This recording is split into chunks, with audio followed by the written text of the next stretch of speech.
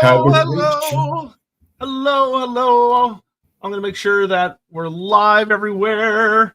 Come on, YouTube, hurry up. Well, while you're doing that, I will say hello from my new office that's currently undecorated and without a proper mic setup. We've just been twiddling with it for ages in the background trying to get the stupid thing going, and it didn't. So we're running with a backup mic. So if it's all echoey and weird, I have nothing more than apologies. This will hopefully be a 1 week only thing. But beyond that, can you see me? Am I actually here? Yeah, I like the new background. I also like that very appropriately. You've got the liver necklace chilling out back there.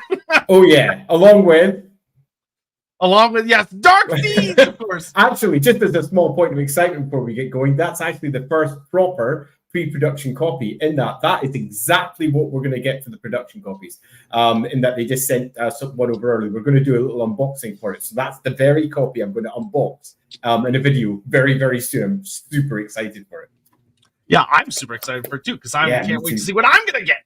The box is slightly smaller than the one that I've been showing everyone because we tightened it up just a little bit to make everything fit together a bit more snugly. And the inside, it was much nicer. That's good. I have a beloved board game. It's called Spirit Island, and as much as I love it, the boxes are gigantic.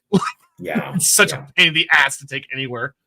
Well, we decided we wanted it to be a little more portable because it's meant to be a fast and easy game, not a game that you're like, here we go, boom. Yeah. So, in any event, hello, welcome to Lorebeards. This week's a little kind of just all over the place, but we are going to make our best do. As Andy just said, he's moving some office stuff. We're on an unusual day because Andy had a fun, awesome, cool concert thing he had to go to yesterday. Hopefully, it was fun and you had a good time. It was. And I'm wearing the hoodie right now. And like Andy said, if you're just joining us, he'll sound even sexier next week. We're having just temporary. Yeah, I got a little mic this week, so if you're coming in a little bit late, be aware that I'm currently running on a terrible mic. It will be fixed for next week. So just for this episode alone, you're just going to have to accept that I sound a bit quiet and echoey and weird. Yeah, however, if you would let me know, those of you that are watching, if our audio levels are like relatively the same, that would be great. Because that I can fix. Yeah, so anyway, this week is going to be super duper fun. It was actually a very close vote. It came down to only a couple of percentage points between It's of the First City and the Lahmian Vampires, but the Sisterhood managed to win out, as they always do. So, we're going to be talking about a lot of really cool vampire goodness today, and I'm really, really excited for this one. It's going to be really fun. We haven't talked about the undead in a hot minute. No, we haven't. And this is a really fun subject because it's one that different writers have taken in slightly different directions at slightly different times. So we have various slightly different versions of exactly what the Sisterhood are and what they're attempting to do in particular. So I'm looking forward to diving into those details. I kind of love them, even though I remember when they were first added going, yeah, really, what now? So yeah, that was fun. So we start off with our quick pre-stream super chats. Yeah, so we're just going to knock these out. If you're new to the show somehow at this point, just a reminder that as far as super chats go, we take them in batches between like major stopping points. So like we hit like a subject and we'll get around the super chats. But we're going to start with those that were submitted before the stream and here right at the beginning, and then we'll get going. So CB4N is a workday here, so I won't be able to listen live, but I did want to ask Andy how Taylor Swift concert was. Spawn any evidence to support the theory that Taylor Swift is a member of the Lahmian Sisterhood? Sadly, no true evidence beyond the fact that there was an awful lot of women and girls in that audience. I was outnumbered a good, I'd say 9-1 at least. It was superb, particularly when her most popular songs came on and the voices lifted. Oh my goodness, it was not only extraordinarily loud, it was very, very high pitched to a point that by the end of it, because I was singing at their pitch too, I couldn't help myself. My voice was super croaky. Good times. CB4N, did she sing the one about her messy breakup with Criminal the Swan? That's my favorite song. I really thought they'd make it work. Sadly, it didn't even make her small piano segment near the end, so unfortunately, no CB4N. It didn't happen. So some things are just too painful to bring up. Some things are just too painful to focus on again. Maglajob, hi! first time super chat. Well, thank you, long time watcher. Slightly off topic, but do you think a Nagash DLC would see Mortark / Dark Lords like Dread King / Lord Virion?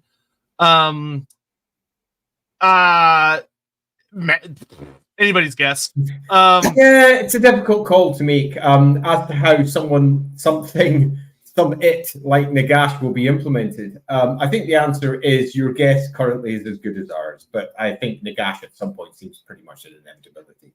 Yeah, it would. If they go heavy on Nagash, it would be nice to see him get like the 9 Mortarks, but for it to work with the way the game is currently implemented, they would probably have to do some weird stuff with it, which would be fine because like the whole Mortark system is pretty messy as is. So yeah, they could. Yeah, so I don't know. We'll see what happens.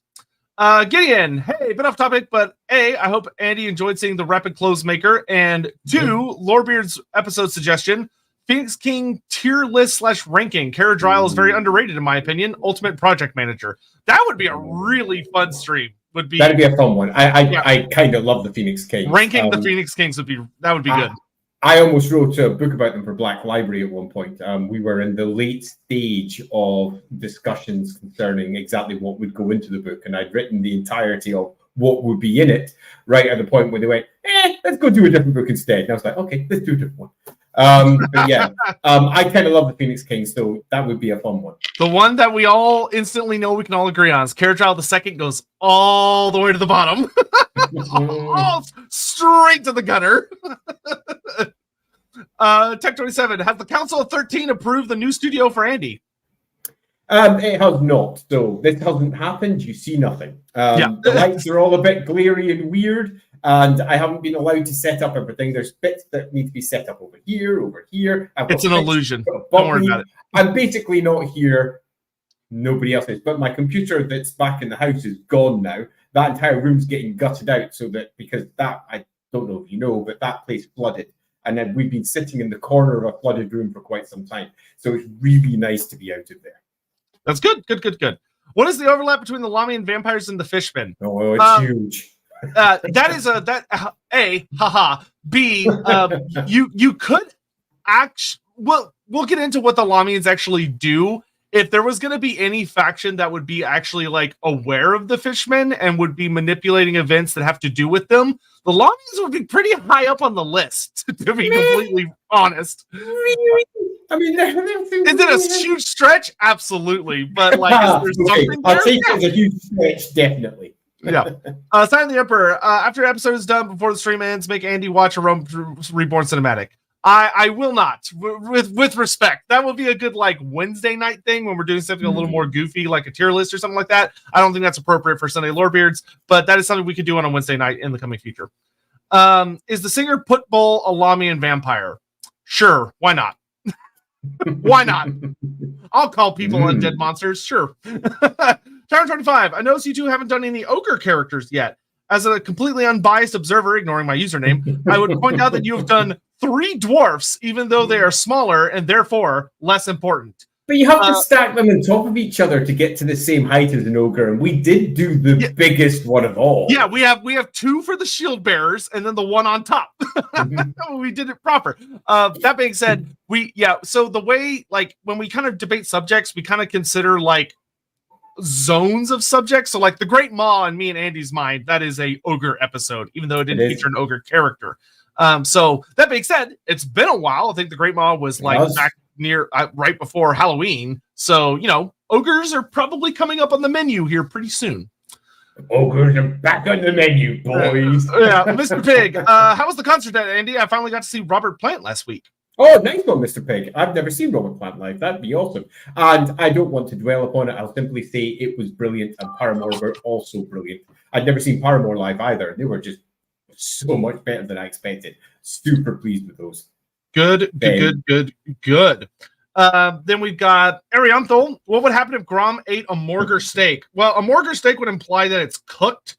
And if you're cooking Morgar steak, hopefully you've burned everything out of it. It's just kind of a charred nah. In which case, it'd probably be gross, but more than likely, Grom would be relatively fine. Yeah, Grom's belly is something special these days.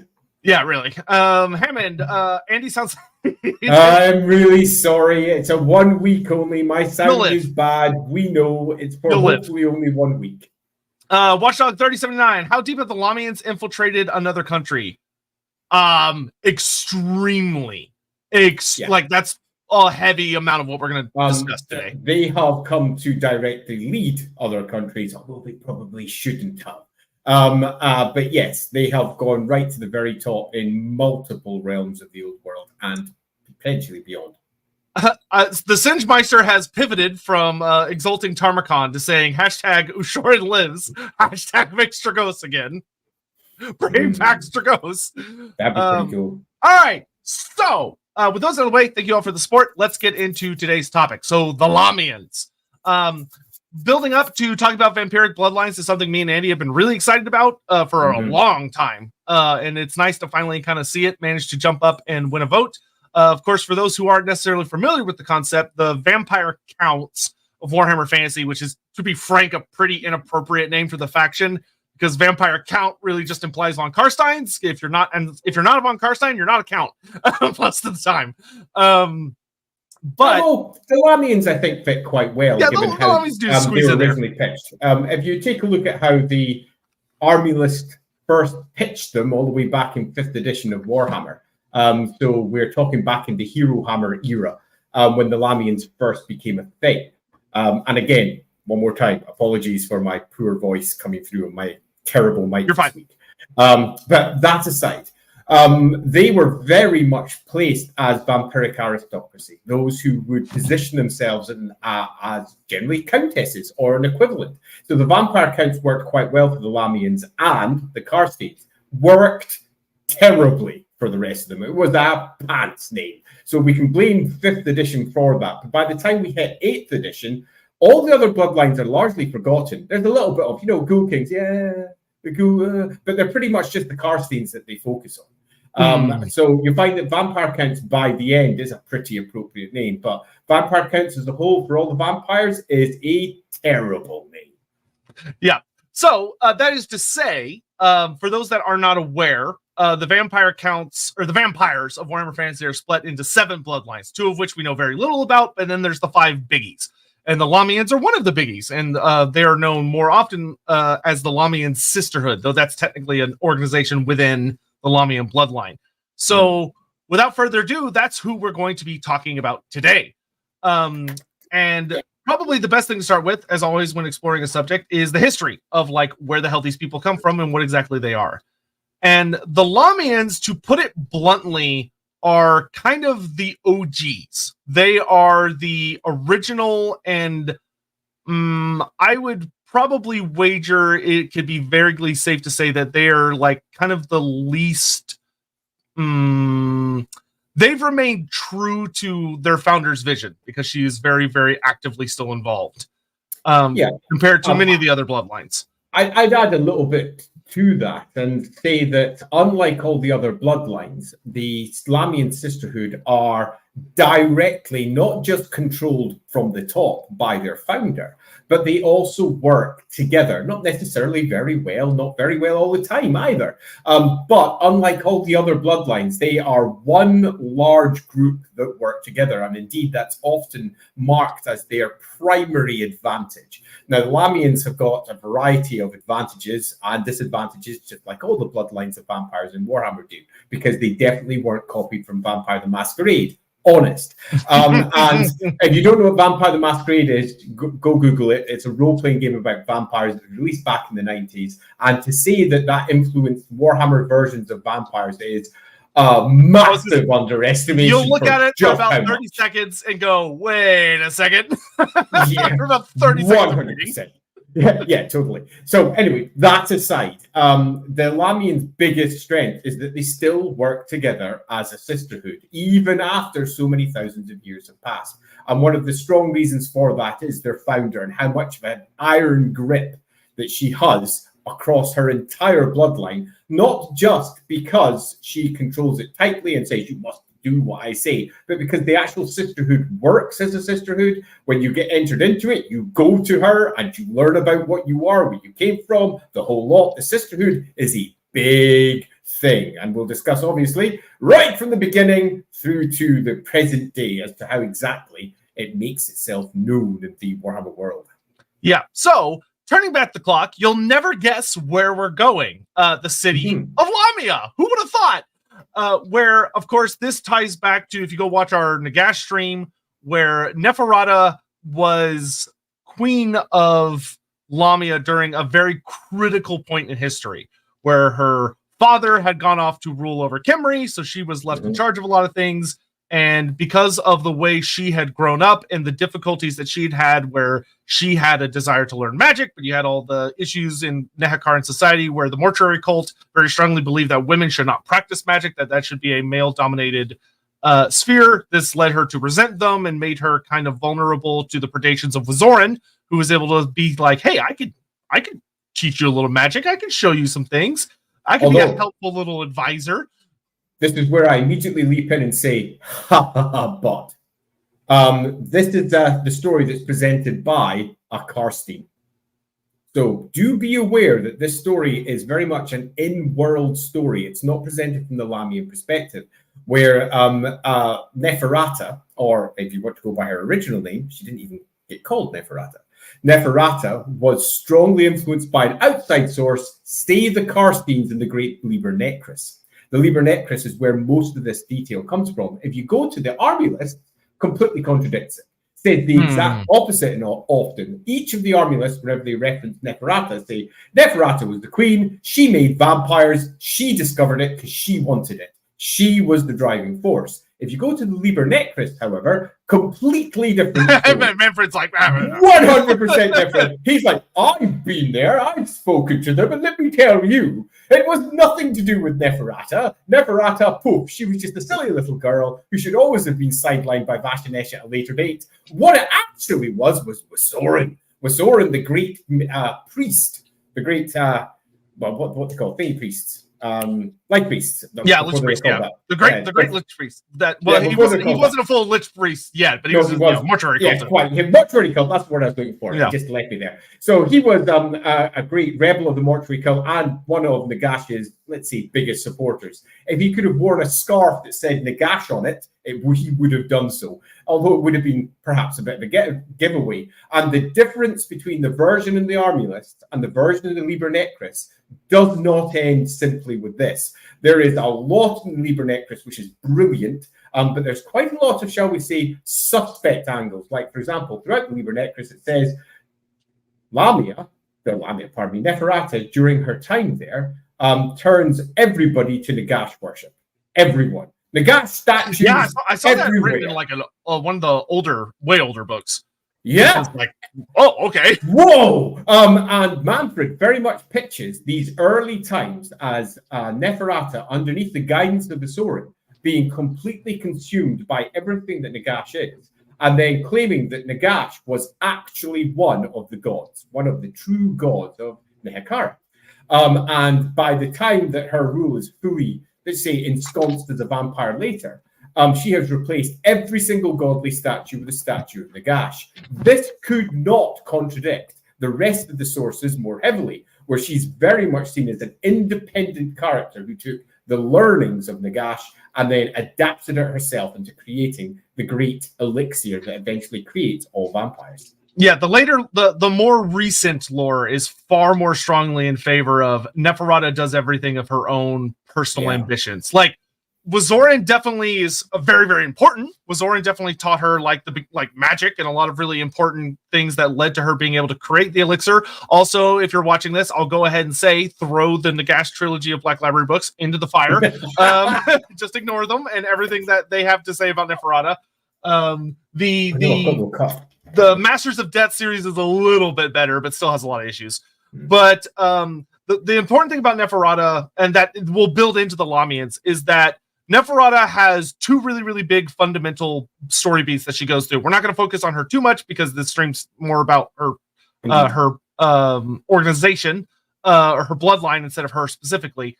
But it's that Neferata is the one through her own ambition that seeks to claim power, seeks to become a vampire, and succeeds, becoming an immortal, almost a demigod. She's so much stronger than anything that's come before it.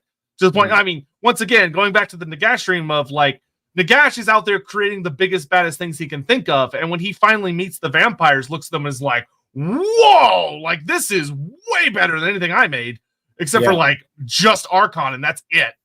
And Neferata did that with her flawed elixir of immortality.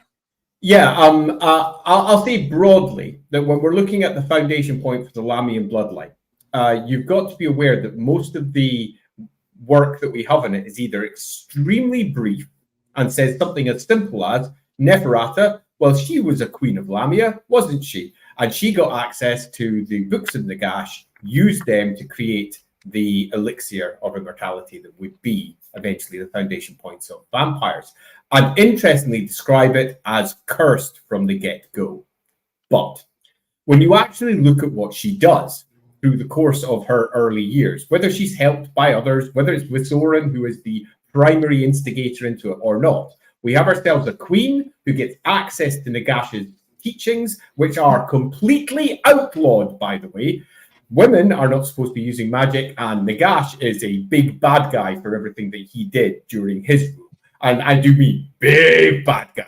So studying his work is not a good thing. But she studies it, and she creates the new elixir that creates the vampires. And it is extraordinary. Now, the reason that it's called a curse in pretty much all the army lists is because she has to drink blood. That's it. That is the only curse. There is nothing else.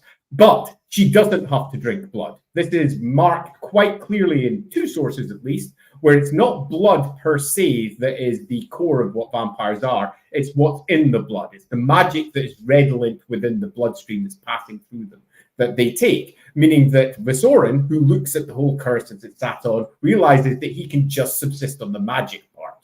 You don't need to have the blood part, but the blood part is super, super easy by comparison. And in exchange for consuming blood, which, let's be honest, what's the difference between that and consuming a horse or a cow or a pig or indeed any other animal or anything else? They get complete immortality, massive strength, extreme speed, charisma, eternal youth. They literally get everything they need for massive, prolonged immortality. And it's fair to say, better than Nagash is.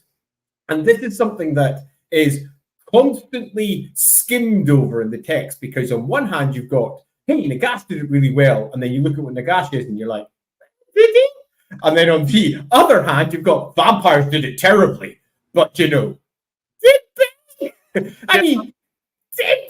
It's like Nagash more like, is Nagash more powerful? Yes. But in like almost every other degree, is this very vastly inferior.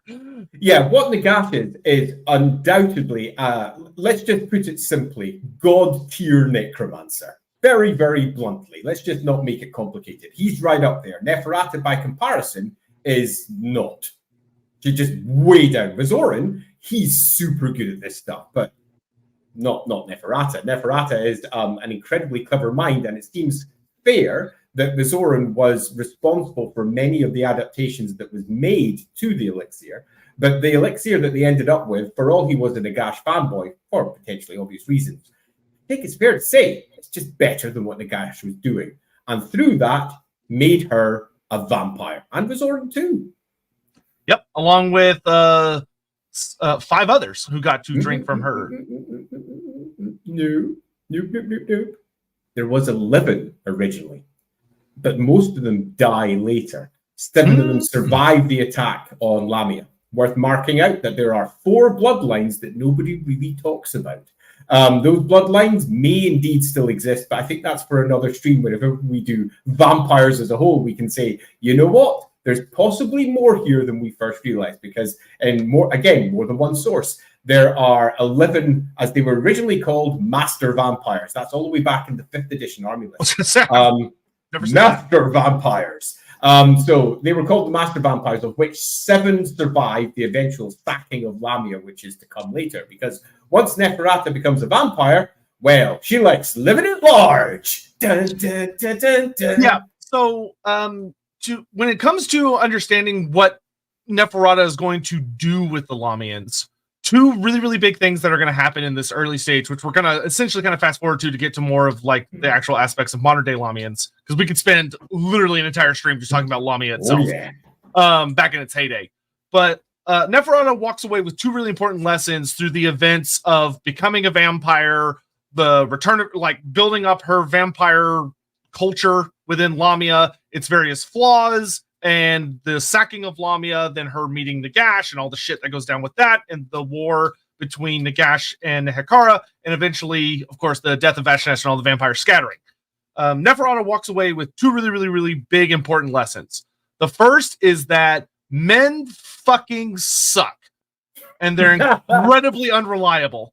And all they want is to be in charge, regardless of whether or not they actually have the skills for it. And they will favor one another over a woman, even if she's the best person for the job. And she's fucking done with it. She's done. She gets betrayed by her by her father, Lamashazah. She gets betrayed by her first husband, Lamasha. I think it's Lamashazar the second. I'm going to leave you to that one. Something like that. I think her dad is Lamashazah, and then her older brother. It's her brother is Lamashazar, and then Vashnesh, in her mind, betrays her when he accepts the generalship of the vampires because Nagash favors Vashnesh over him. I'll give a quick paragraph on that just to make sure that for those of you who don't know the Vashnesh tale, and go watch our Vlad von Karstein stream. Really good, but a very quick paragraph on that one. We have ourselves Neferata ruling Lamia at the time, and she's got her effectively an aristocracy of blood. She is surrounded by vampires who are ruling Lamia, many of them in secret, but it's all beginning to collapse. And we also have ourselves Nehekara coming in from the outside. Vashnesh arrives. Let's not worry about exactly why. And she sees him and goes, ho, ho, ho, ho. We actually have somebody here who knows what they're doing, seems very capable. Cut a very long story short, she summons him in, has a big long chat with him, and they eventually decide to work together to rule all, well, ultimately everything. But Vashnesh and her get married. They have themselves a marvelous time. So they are meant to be working together like pals. And when eventually they are attacked by Nehekara, because obviously vampires are bad, okay, and they come with not just all of the various cities of Nehekara, but also with allies from elsewhere too. And by allies, I mean they were conquered. We're looking at like early Arabian cities and similar. They come sweeping in too. They are outnumbered by an enormous amount. And if you go by the story that's in the Liber Necris, they claim Nagash helped them, tried to hold them off for a while. If you go by the other stories, no, he didn't. The vampires were still, at this point, not necessarily something that he was fully aware of, even though Vizoran was probably sending him back. Yeah, Vizoran was trying to reach out to Big Daddy, yeah. All the time, because that's another betrayal against Neferata, was Vizoran. 100%. The fact that Vizoran is, to his dying day, a total fanboy with his scarf of Nagash on.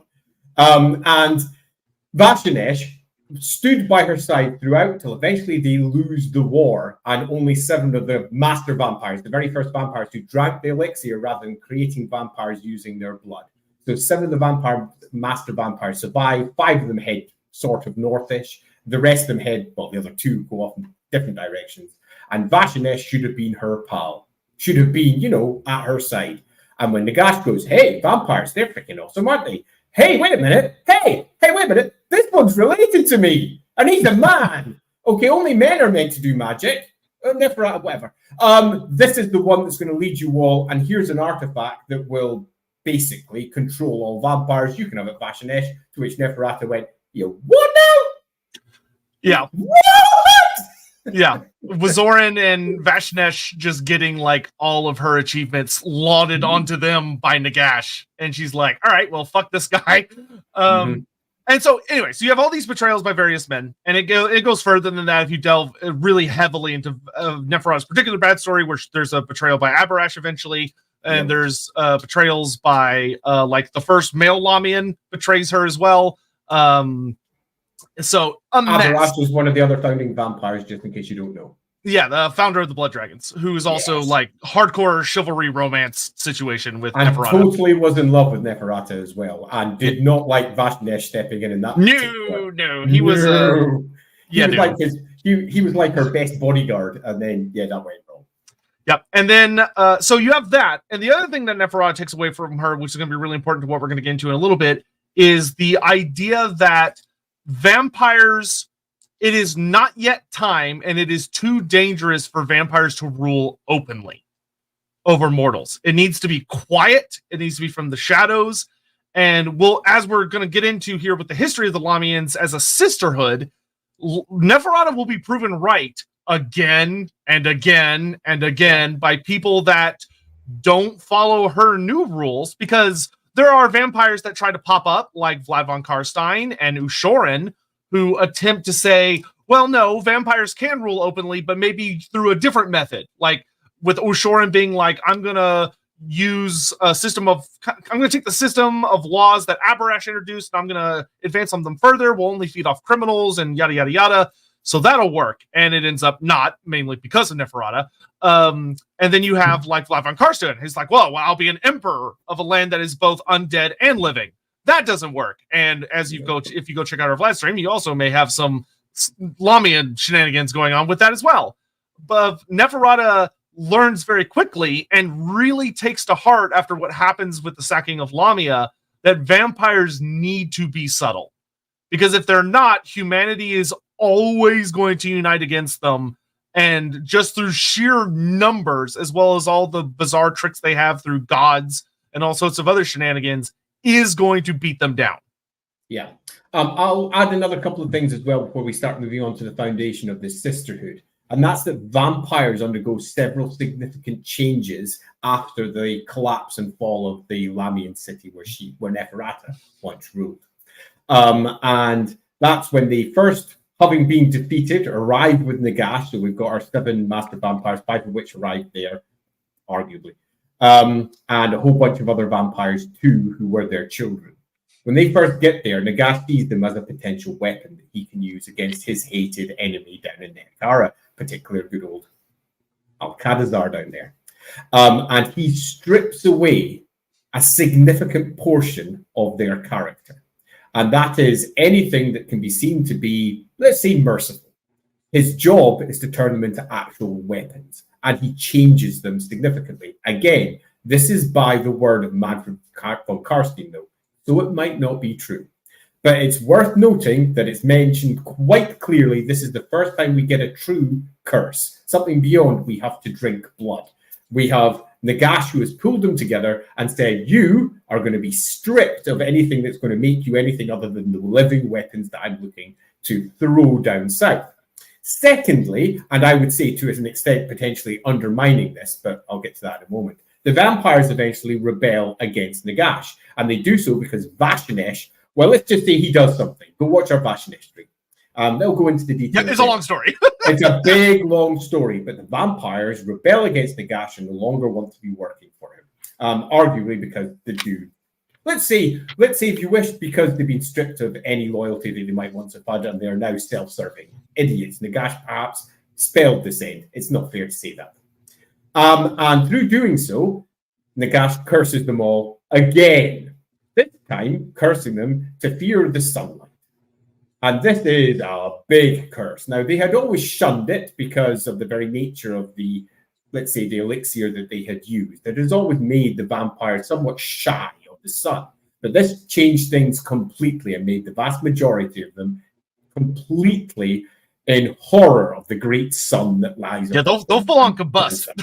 And many of them will literally boom combust, giving us the classic vampire, let's say, outcome that we'll get from many a Hammer horror movie.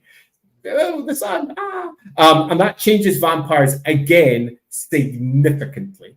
Beyond that, there's only one other curse which is worth mentioning, but it doesn't come for a very long time later, and arguably the Lahmian Sisterhood's already in place, but it's worth mentioning just so we don't need to deal with it because it is a side story. And that's that Nagash eventually, after he gets killed and he comes back again because you just can't keep a good Nagash down, he faces off against Sigmar.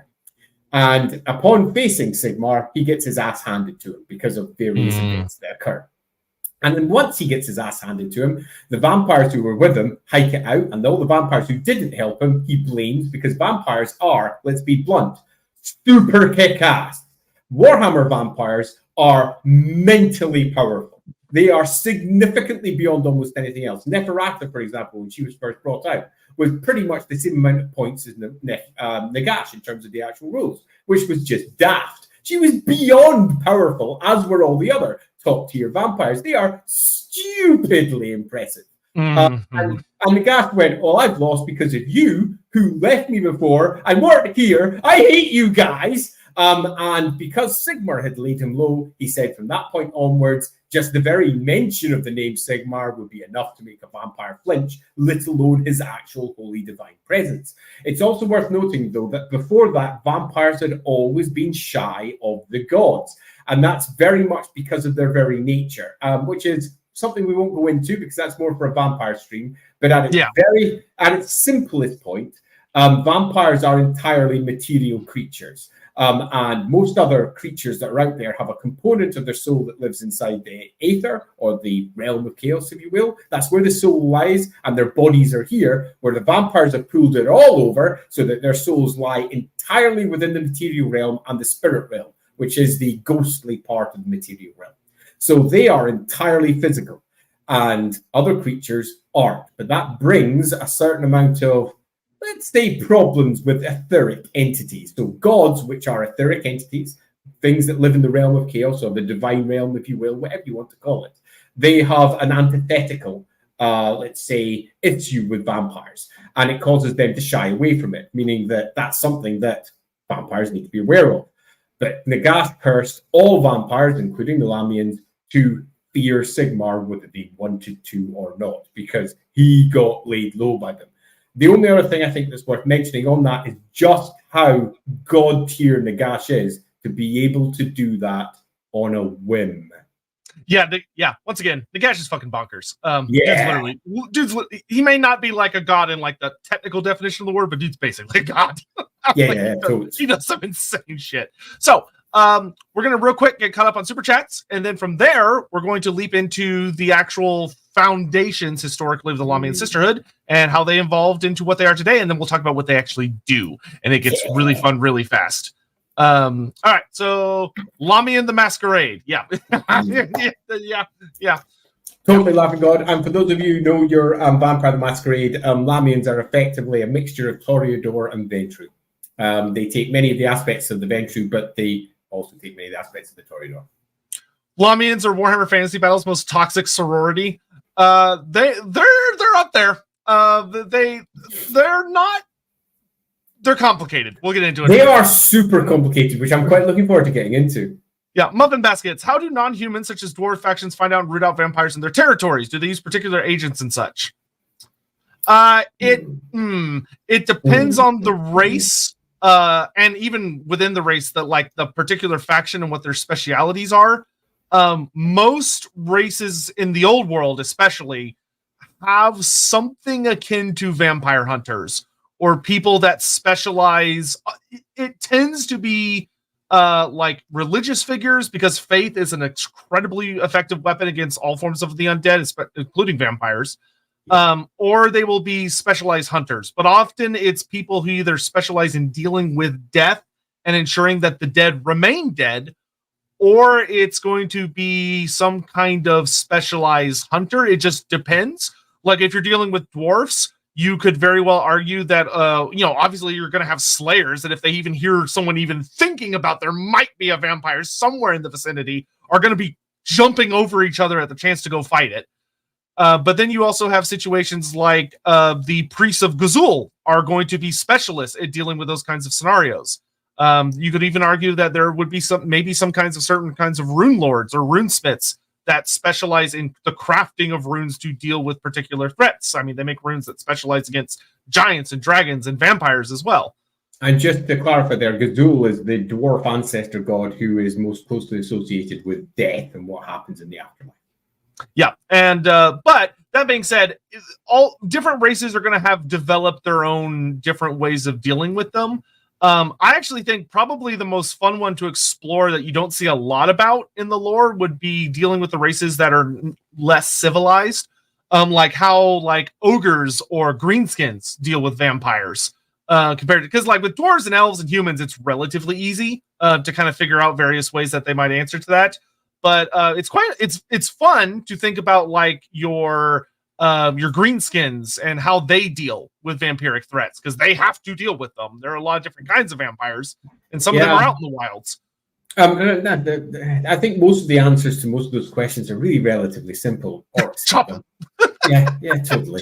I mean, it's not frightfully complicated. Dwarfs aren't really normally going to be in a position where they're interacting with them all that much either, unless, and we'll get to the unlesses as we move to what the Sisterhood is doing in particular.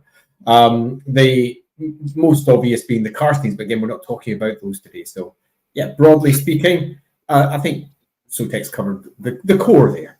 Yeah, I will say, as we're getting into the Lahmians, we will talk about how the Lahmians have adapted to ways that people attempt to root out vampiric influence. Because that's a huge aspect of them. I would say more than like any other type of vampire. Creme Gelto. I did not have relations with Taylor of Lamia. These are false allegations. Nils Andre, summer vacation starts and it's my birthday. Well, happy birthday. Hey, happy birthday, Nils. Yeah, thank you for all the support over the months. We've been really appreciating it. Thank you so much. We'll have to watch this one later. We'll have time to watch the LAWhammer campaign now. Thanks for all the Lorebeards streams and for putting them out on Spotify. You're welcome. I am keeping up with that. And you're watching LAWhammer right now. Well, I hope you have a good time with the episode. Colbo, so considering that Neferata once had a long-term quote-unquote business partnership with the Black Ark Fleet Master, yes, they were good. Those two ladies were good friends. Yeah. How well do y'all think the Sisterhood has infiltrated the lands of the Druki, also Vampire the Masquerade rocks? So I'm going to cut in before Andy.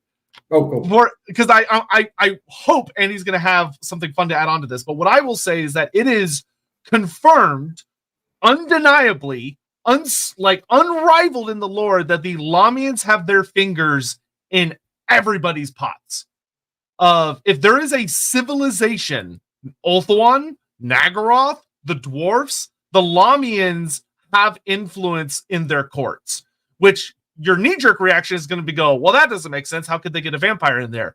And you're thinking too small, son. You're thinking way too small. Lahmians are fucking scary, and they can get into those courts.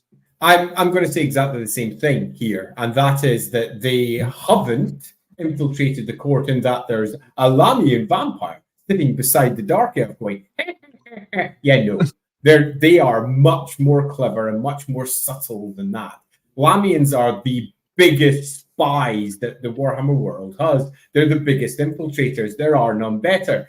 And the Dark Elves, from the Lahmian perspective, are just another tool to be used. And similarly, the vampires, from the Dark Elf perspective, are in many respects just another tool to be used. These are two mass manipulating species hitting each other in the face and often smashing and smooshing because, hey, who doesn't like to have a little bit of fun while you're at it? And the Lahmians' raison d'etre is to do that. Remember that for all humanity very quickly bounces off vampires for religious reasons. The vampires are no worse than half, 3/4, the vast majority of the rest of the Warhammer world.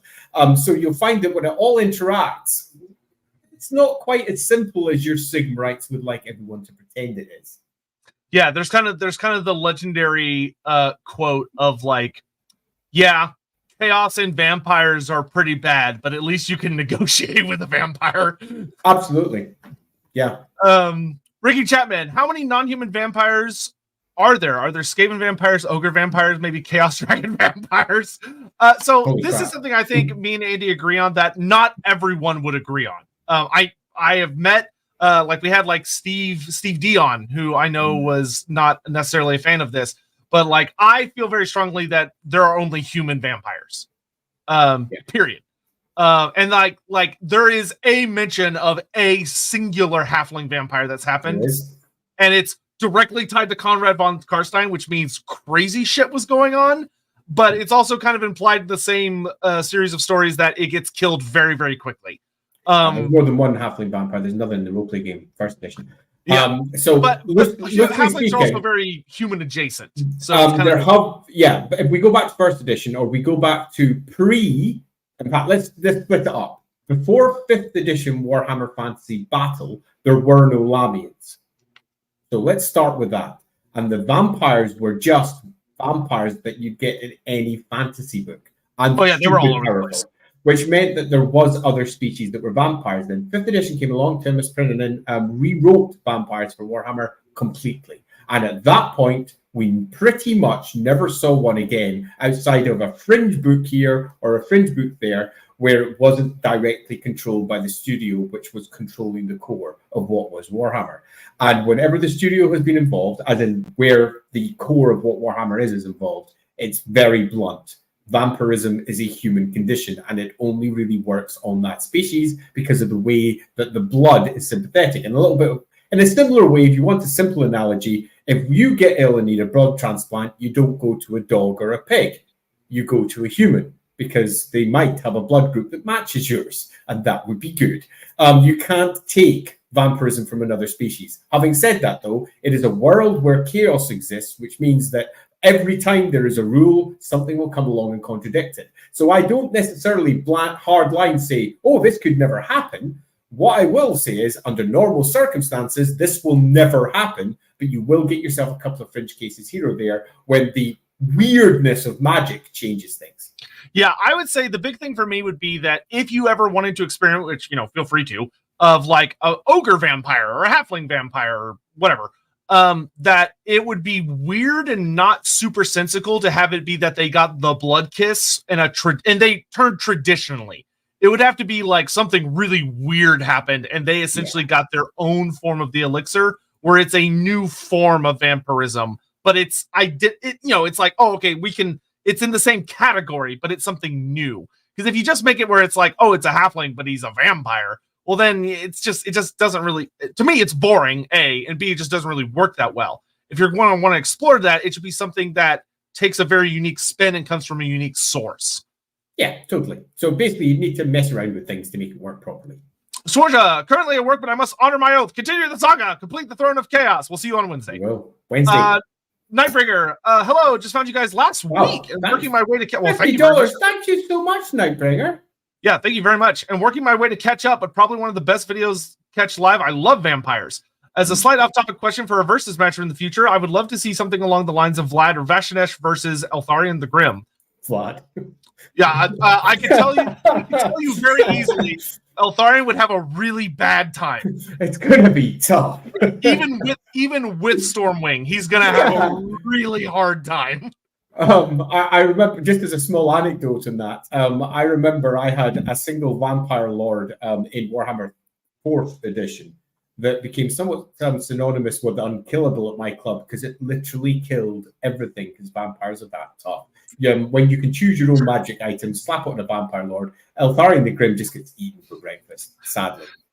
Yeah, vampires are tough. Even like the most gracious lore understanding of Eltharion's power level, Vlad is like a tier up. Yeah. It's just not a good fight for him. Watchdog, have halflings ever dealt with Lahmians? Yes, we'll get into that in a minute. Like I said, they're in every culture, including in the moot. Cole Patterson, in Greek myth, Lamia was a child eater. Has any of that come into Warhammer? In Manslayer, there was a Lahmian finishing school / brothel that I did not like. Fair. Yes. But yes. As far as, so the child eater specifically, I'll say Warhammer likes to really play around with tropes and famous creatures. So if you were like, oh, I want to find like the actual Greek myth Lahmian, not just like a vampire, but like an actual Lahmian, I would say, oh yeah, that definitely exists in Warhammer. It may even be called a Lamia. It's just not spelled with an H. Because think about like the Gorgon, right? The Gorgon, you think, oh, like the Medusa. Yeah. It's like, no. It's a big cow monster with 4 arms because there's an H in the name. But then we also have actual Gorgons or Medusa, but we call them Medusa to make it less confusing. So like there is probably that classic creature in the setting. And there may even, if you read like some of the Lahmian background stories they give you in like 2nd edition Night's Dark Masters, great book, by the way. Like you might even find a reference in one of the vampires, like having there's a Lahmian that has a habit of going after children in particular. Like that is something a writer would probably slip in, but it's not like a common trope around Lahmians. Yep. Let's see. Laughing God. Is the evolution of the first vampires changed by the elixir into the various bloodlines an intended effect of Neferata, or was it a happy accident? No, it's just to keep this very short, because obviously we're dealing with Lahmians, not this specifically. Each one of the first master vampires, for want of a better word, instilled their own character over their children, and that's it. The elixir itself was created to make eternal life, and it gave it to the individual vampires that drank it. Well, the vampires to be that drank it and consumed it, Vashanesh and Neferata and all the rest. And then their bloodline started demonstrating certain traits from that point onwards. Yeah, if you think about it, the elixir gave all of them the exact same set of powers. It's just that one of those powers is anyone descended from you via the blood kiss is going to reflect you. They're going to be influenced by who you are. And that happened to all of them. It's just that because they're all different people, it influenced their children differently. Negarach, really enjoying the stream. Can't wait for you guys to help me fall in love again with Manfred. Dude, we want to talk about Manfred so bad. I love Manfred. Abrash is by far now my favorite. Keep it up. Abrash is fun. He poor bastard. He's actually a much more classic version of like OG chivalry than most people realize, which OG chivalry sucked. Because it's the whole point is you're not supposed to consummate the love. It's supposed to be this forbidden thing forever, which I'm like, why? It sucks. Why do people like this? Anyway, Percolator, do you think Neferata and Lamia will make it into Warhammer 3? If so, what are the chances she won't be a secondary illustrator for the guy? I think it's extremely likely she'll make it in. I know everyone's really nervous about the future of the game right now, and it's something I don't want to waste time on right now, but I have a video coming on Wednesday. I'll talk more about that then. Ayrton, finally live here. Favorite vampire character each? For me, it's Zacharias the Everliving. I love Zacharias. I don't have a favorite. No, I refuse to pick. I love them all for different reasons. Yeah. I fucking love Zacharias. Anyway, Jonathan Scott, since the dragons are ludicrously good at detecting taint in humans, might it be easier if the Lahmians maintain the ancient Lahmian embassy in Cathay? So we talked about this actually quite a bit back in the Vlad von Karstein stream, that the dragons are going to have a very unique perspective on vampires if they can detect them reliably, which they might not necessarily be able to. B, they wouldn't necessarily see the vampires as a horrible bad thing, depending on the vampires in question. Like, obviously, we have lore now that suggests the Jade-Blooded have issues, but the Jade-Blooded might also have caused very specific historical issues. Really, what's the difference between a vampire and a priest from their perspective? Yeah, that's the thing, is that, like, vampires would actually probably have an easier time sneaking around Cathay in many ways, because there's a lot of forbidden things in Cathayan culture. Yeah. Cathay has a really strong underground culture running around. Smiling Kira, but thank you for the super chat. When was Alcazar given the elixir of life when he was raised in Lahmian? No, Alcazar was never given the elixir of life. No. The story about if he was raised in Lahmian or not comes from, I believe, the Neferata series. Most other sources disagree that he had any time in Lamia. Most sources agree that he was purely raised in Khemri and that he learned about the Lahmian taint along with the other priest kings, and he doesn't have a personal relationship with Neferata. There is I can't remember if it was Josh Reynolds' series or if it was the Nagash series. One of the series has it where they made it where he was like raised by Neferata to try and make it more personal, but it's really unnecessary and it adds a lot of confusion onto how the fuck it's a mess that is very unnecessary. But no, he never got it. He's also not a true Tomb King because he never got his remains were never properly prepared because he just fell into the river and died after he killed Nagash.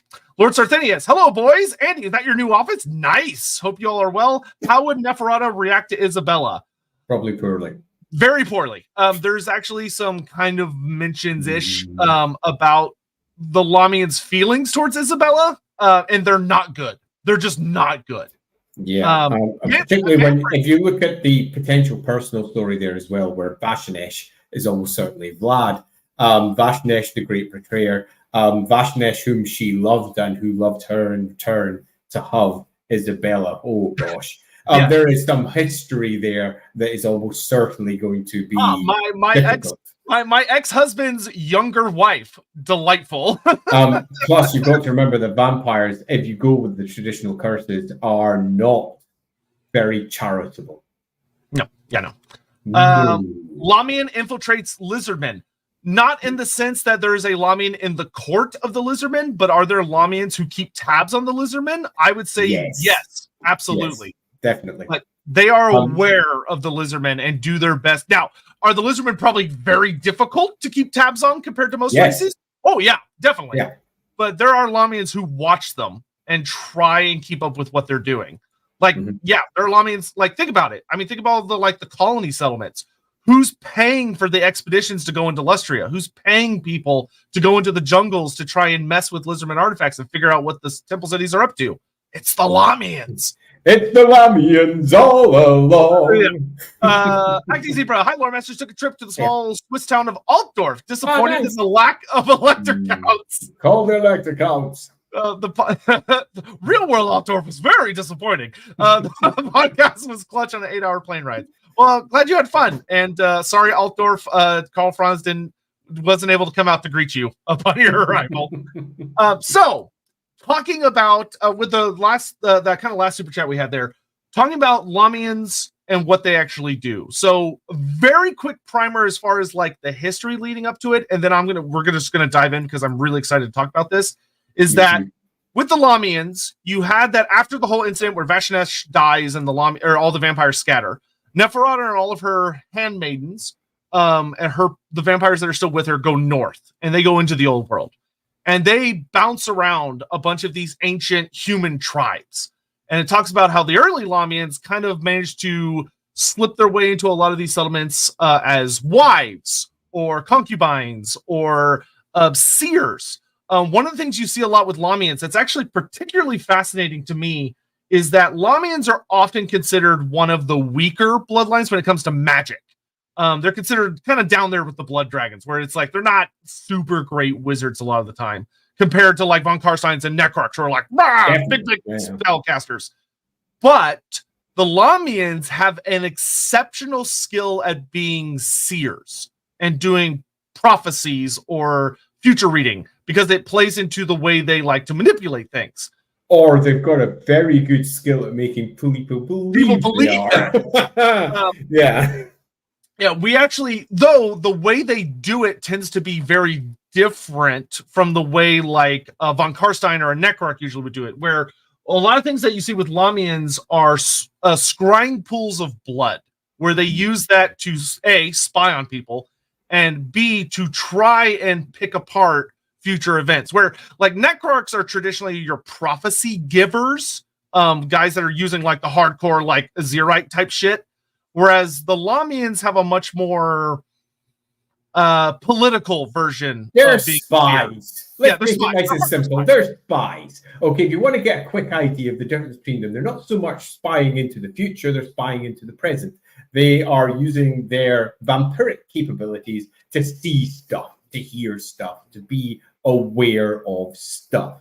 And way back in these early where the Sisterhood has become a thing days, the Lahmians are caught up with a variety of old world, let's call them for what the Lahmians saw them as, herds.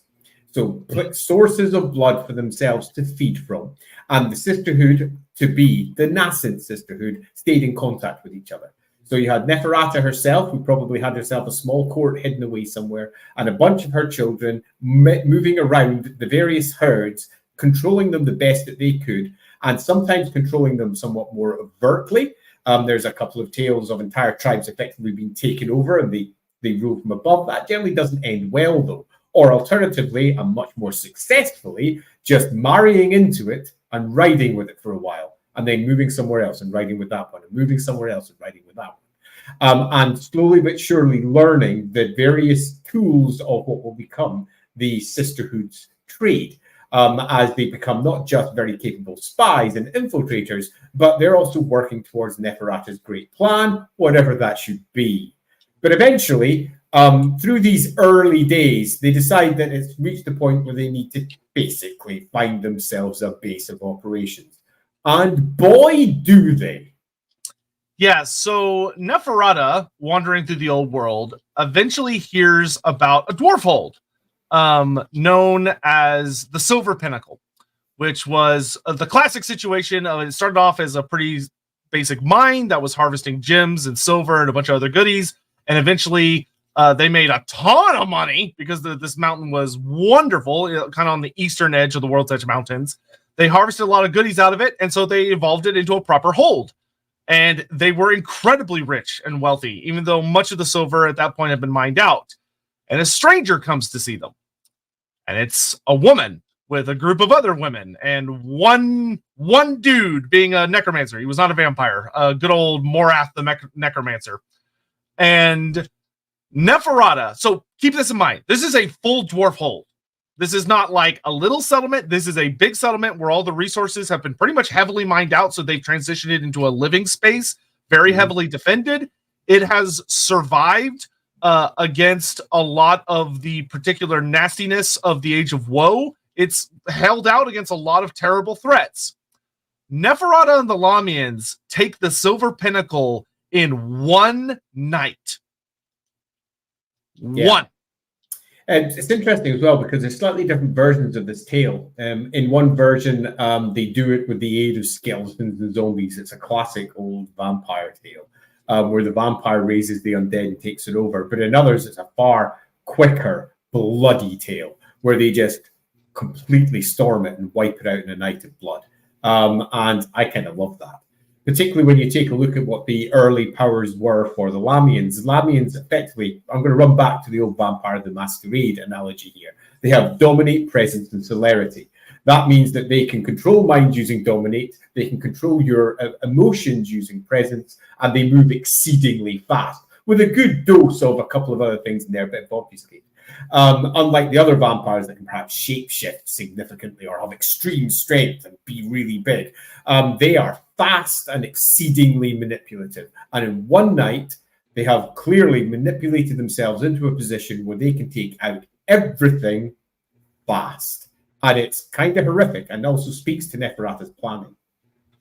Yeah, so the Silver Pinnacle falls, and Neferata turns it into her new haunt, where she sets up way up in the highest parts of the mountain, turns it into a beautiful night world that's in perpetual darkness. I'm going to go further as well, because Silver Pinnacle's mentioned in a few places. Silver Pinnacle's worth pointing out for a couple of reasons. Number one, it is arguably and repeatedly referred to as the tallest peak in all of the World's Edge Mountains. Now, this is big, because the World's Edge Mountains is effectively like the Himalayas in size. So we're talking a peak Everest size or higher, because the Warhammer world is bigger than the real world. So we're talking a proper huge mountain. And this mountain has been completely already, let's just say, riddled through with a labyrinth of passages. So many different tunnels are already in place before the Lahmians even take it over. And arguably, it's this labyrinth that really does help the Lahmians take control of the place later too. So we've got ourselves an enormous peak that, and I can't skip this without mention, is known for its silver mines. And that, to me, is fascinating and something that potentially we can get onto a little later, because one of the great flaws in Warhammer Vampires is often silver. In the same way that the great flaws of vampirism is the sunlight or religion or whatever it might be, Warhammer Vampires also have a bit of an issue with silver. You tend to find witch hunters and vampire hunters have got silver-edged blades, and Neferata sets herself up in Silver Central. That is fascinating, and also speaks to one of the reasons why the other vampire lines almost certainly are going nowhere near her, because holy crap, you wouldn't want to go close to Silver Central. I think this would actually be a really good moment to talk a little bit about the Lahmians as a physical bloodline, and some of the things they do, where, like Andy said earlier, the thing that Lahmians are really well known for, on top of being almost entirely female, is that their big traits are they're fast. They are, like, even by the standards of vampires, Lahmians are horrifically fast. That is one of their, like, big superpowers compared to the other bloodlines, is they are the quickest when it comes to just how fast they can literally move, which is very impressive when you're up against, like, the likes of Von Karsteins and Blood Dragons. Lahmians tend to still be faster than them. They are. Yeah. They also have a notable habit for many of them are gifted at shapeshifting specifically into cats. Of different kinds. Occasionally missed. And and different sizes as well. Like it's not just they're going to turn to a house cat. There have been scenes where some of them turn into much larger cats that will rip your fucking face off should the need arise. And very, very good at charms. So not not only are they incredibly social, know how to manipulate you socially, but using literal magic or just innate power. Like it's not a spell. It's like a natural magical phenomena for them that they can charm you just by looking at you, just by talking to you, just by getting your attention. It's really unsettling and really creepy if you think about it for more than just a couple seconds, of that they can dominate humans from a surprising distance with as little as a gaze or like a finger waggle. Like just a come hither moment. They can get people that easily. Yeah, this is the classic vampire myth of being at the animalistic attraction that they catch your eye from across the room and you just come. It's something that has that was perhaps unfortunate wording. Okay, that was beautiful and also a mistake. I really wish I meant to say that. Regardless, he's not wrong. I mean, he's not wrong. Mortals are their playthings, and they are very used to having a preternatural presence.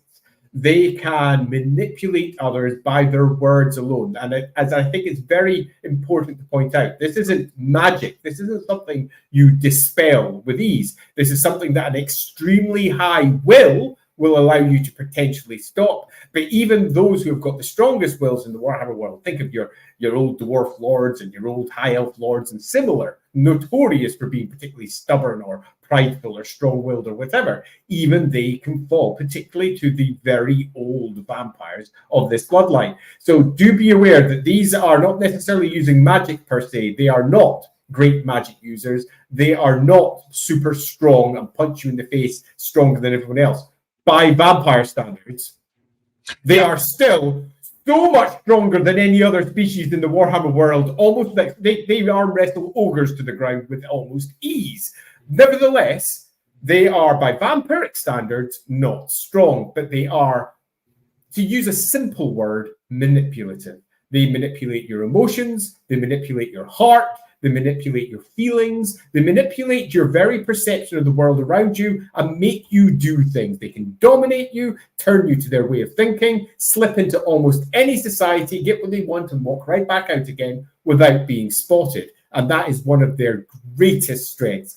Far more important than being a big muscle-bound freak who can punch their way through walls, although let's be blunt, Lahmians can punch their way through walls.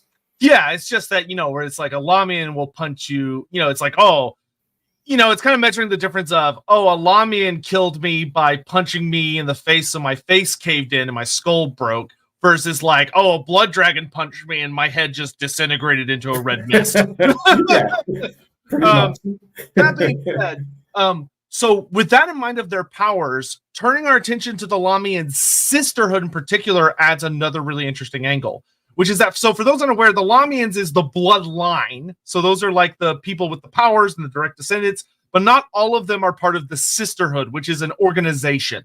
It is the group that is under the direct control of Neferata and her daughters, and they are her handmaidens, or I think the second edition book says like the upper echelons are like the Nuncians, or whatever they're called. But I didn't like that name. Yeah, it's like anyway. But you have within the Sisterhood, something that Andy talked about earlier is that there are a lot of weaknesses that vampires have. Neferata has set up in the Silver Pinnacle, which you might kind of squint at that and go, why in God's name would you go to a silver fortress if you are a vampire?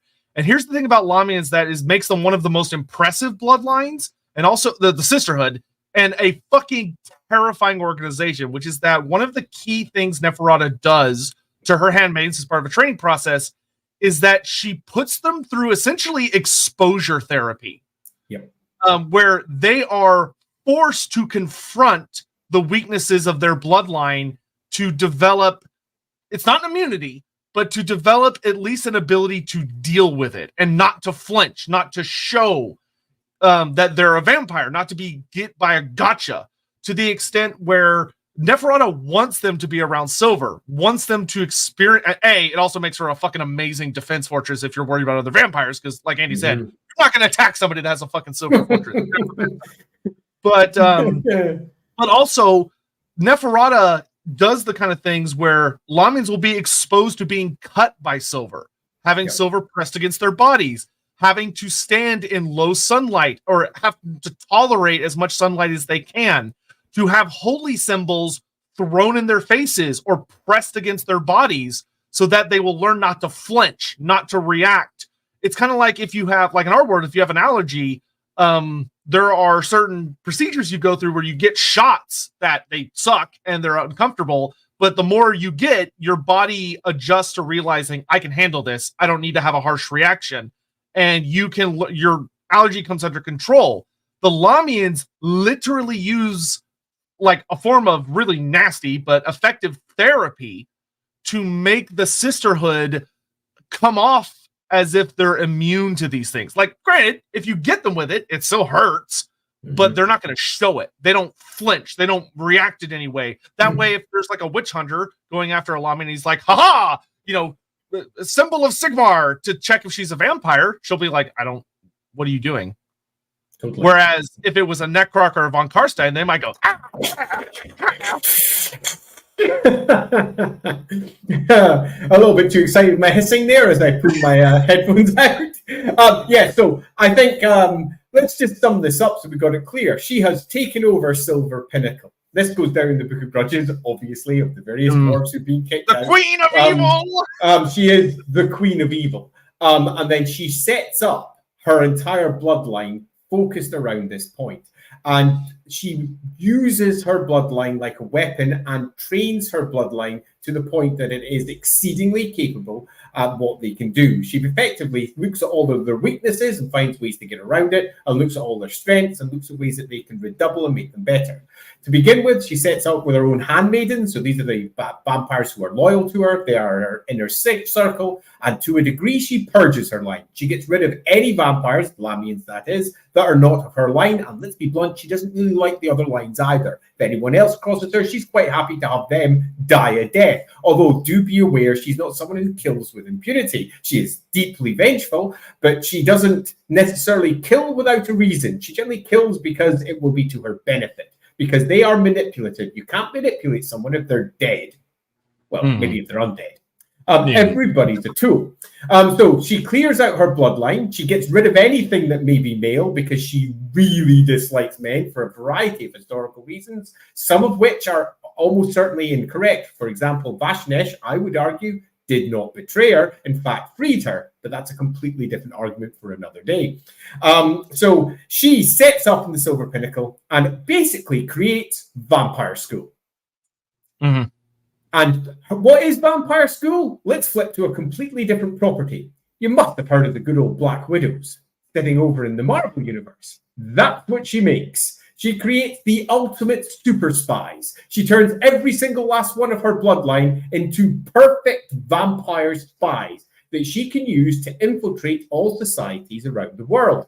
And back in the Silver Pinnacle, every single last one of the Sisterhood has to go back there, train there before they get out. They don't sit there and go, hey, I've been trained over here, so that means I'm now in the Sisterhood. Nope. Have you gone back yet? No, you're not part of the Sisterhood until you've gone there. Now, you might finish, you might be trained in other schools by other vampires. There's more than one example of that across the various books, that the bloodline has got schools, for want of a better description. They're almost always utilizing feminine-led institutions, which, as we know in the good old backward old world, is often things like brothels or similar, where they are controlling them. But ultimately, they are all about confirming loyalty to the Sisterhood, moving them back to the Silver Pinnacle, and then training them with exposure therapy and similar and worse. They are being properly trained. Don't think of them as arriving at the good old Silver Pinnacle and be told, well, let's see what you can do. Oh, well done. Off you go and go do. Nope, you're going to be there for some time. You're going to prove yourself. You're probably going to be literally waiting upon the Queen of all vampires herself for some time. Those that she likes fall into her court. Some of them she takes as lovers. Many of them, it's noted, she takes as lovers. They're all supposed to take men with them. because it's not a man-free zone here. They bring in all the men, and some of them will be picked out to be fed upon, some will be killed, some will be kept as lovers. This place is a bit of a horror show, truth be told. But it's a spy central horror show, and everybody that comes in is coming in for a particular reason to be used broadly to train the Sisterhood to be better at their job, which means a lot of men, a lot of women, a lot of people, and also a lot of other species too.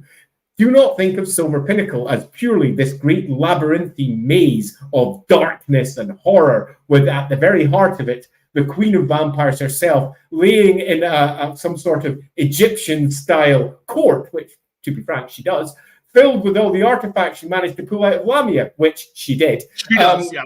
She does. It's all there, but this entire place is a mixture of extreme civilization, because they teach people how to deal with the courts all around the world, not just Estalia or the Empire or Cathay. Everywhere they've got representatives of all species. They've got people that have been dragged there by the good old Lahmian Sisterhood purely for training purposes, so then be sent back again. This place is spy central for the world. Yeah, it's arguably, it's probably one of the funny enough, one of the greatest institutions of learning in the Warhammer world.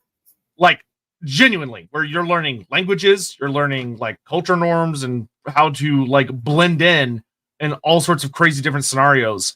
And it is brutal. Like Andy said, it's not a happy place. And it is like the vampires, Neferata, partly for amusement, but also once again for further training, uses and encourages the vampires to fight one another, but only through wit, only through social cues, where you're fighting with a smile on your face and you're using words to constantly move people up and down in Neferata's esteem.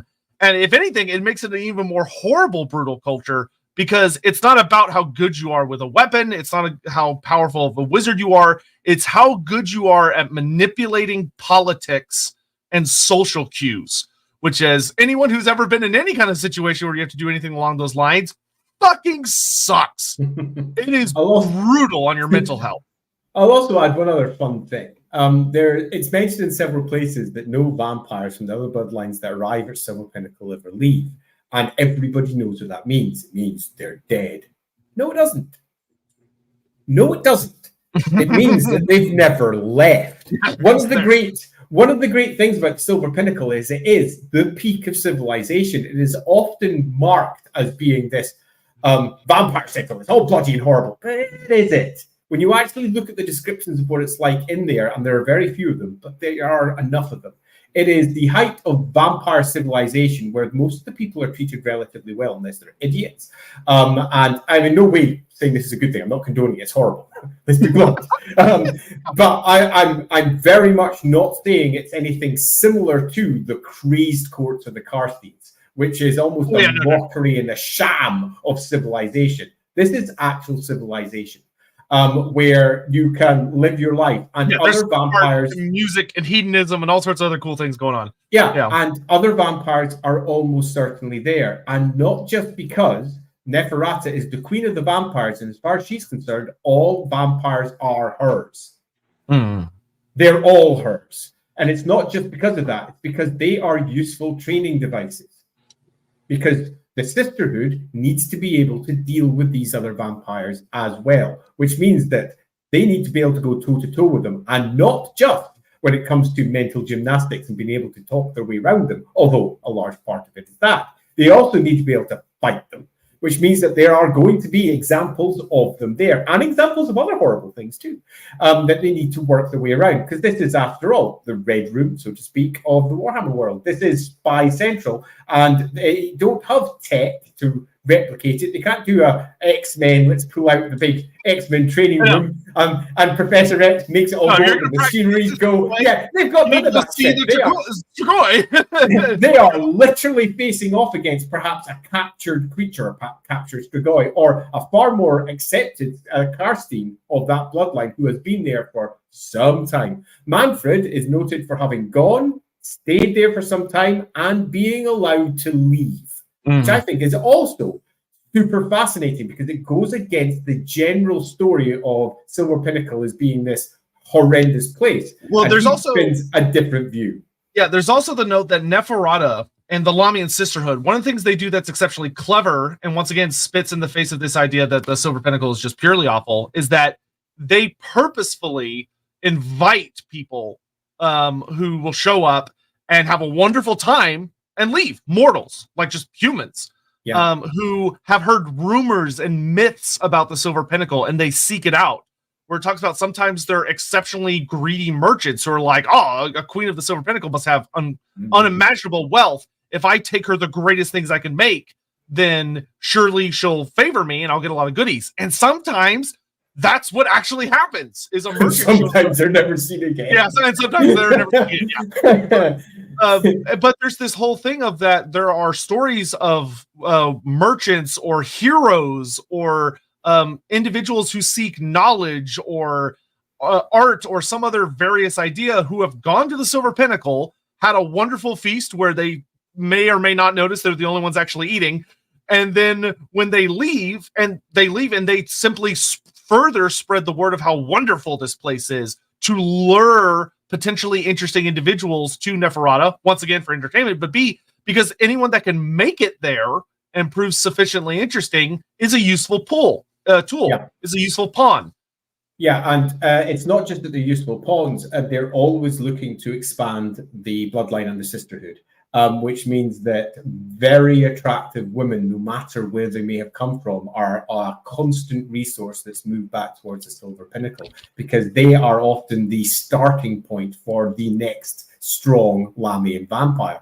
Doesn't matter if you don't have the necessary social skills, because they can be trained. Doesn't matter if you're the strongest or the weakest or anything else or the most intelligent. All of these things, to a degree, can be trained over time.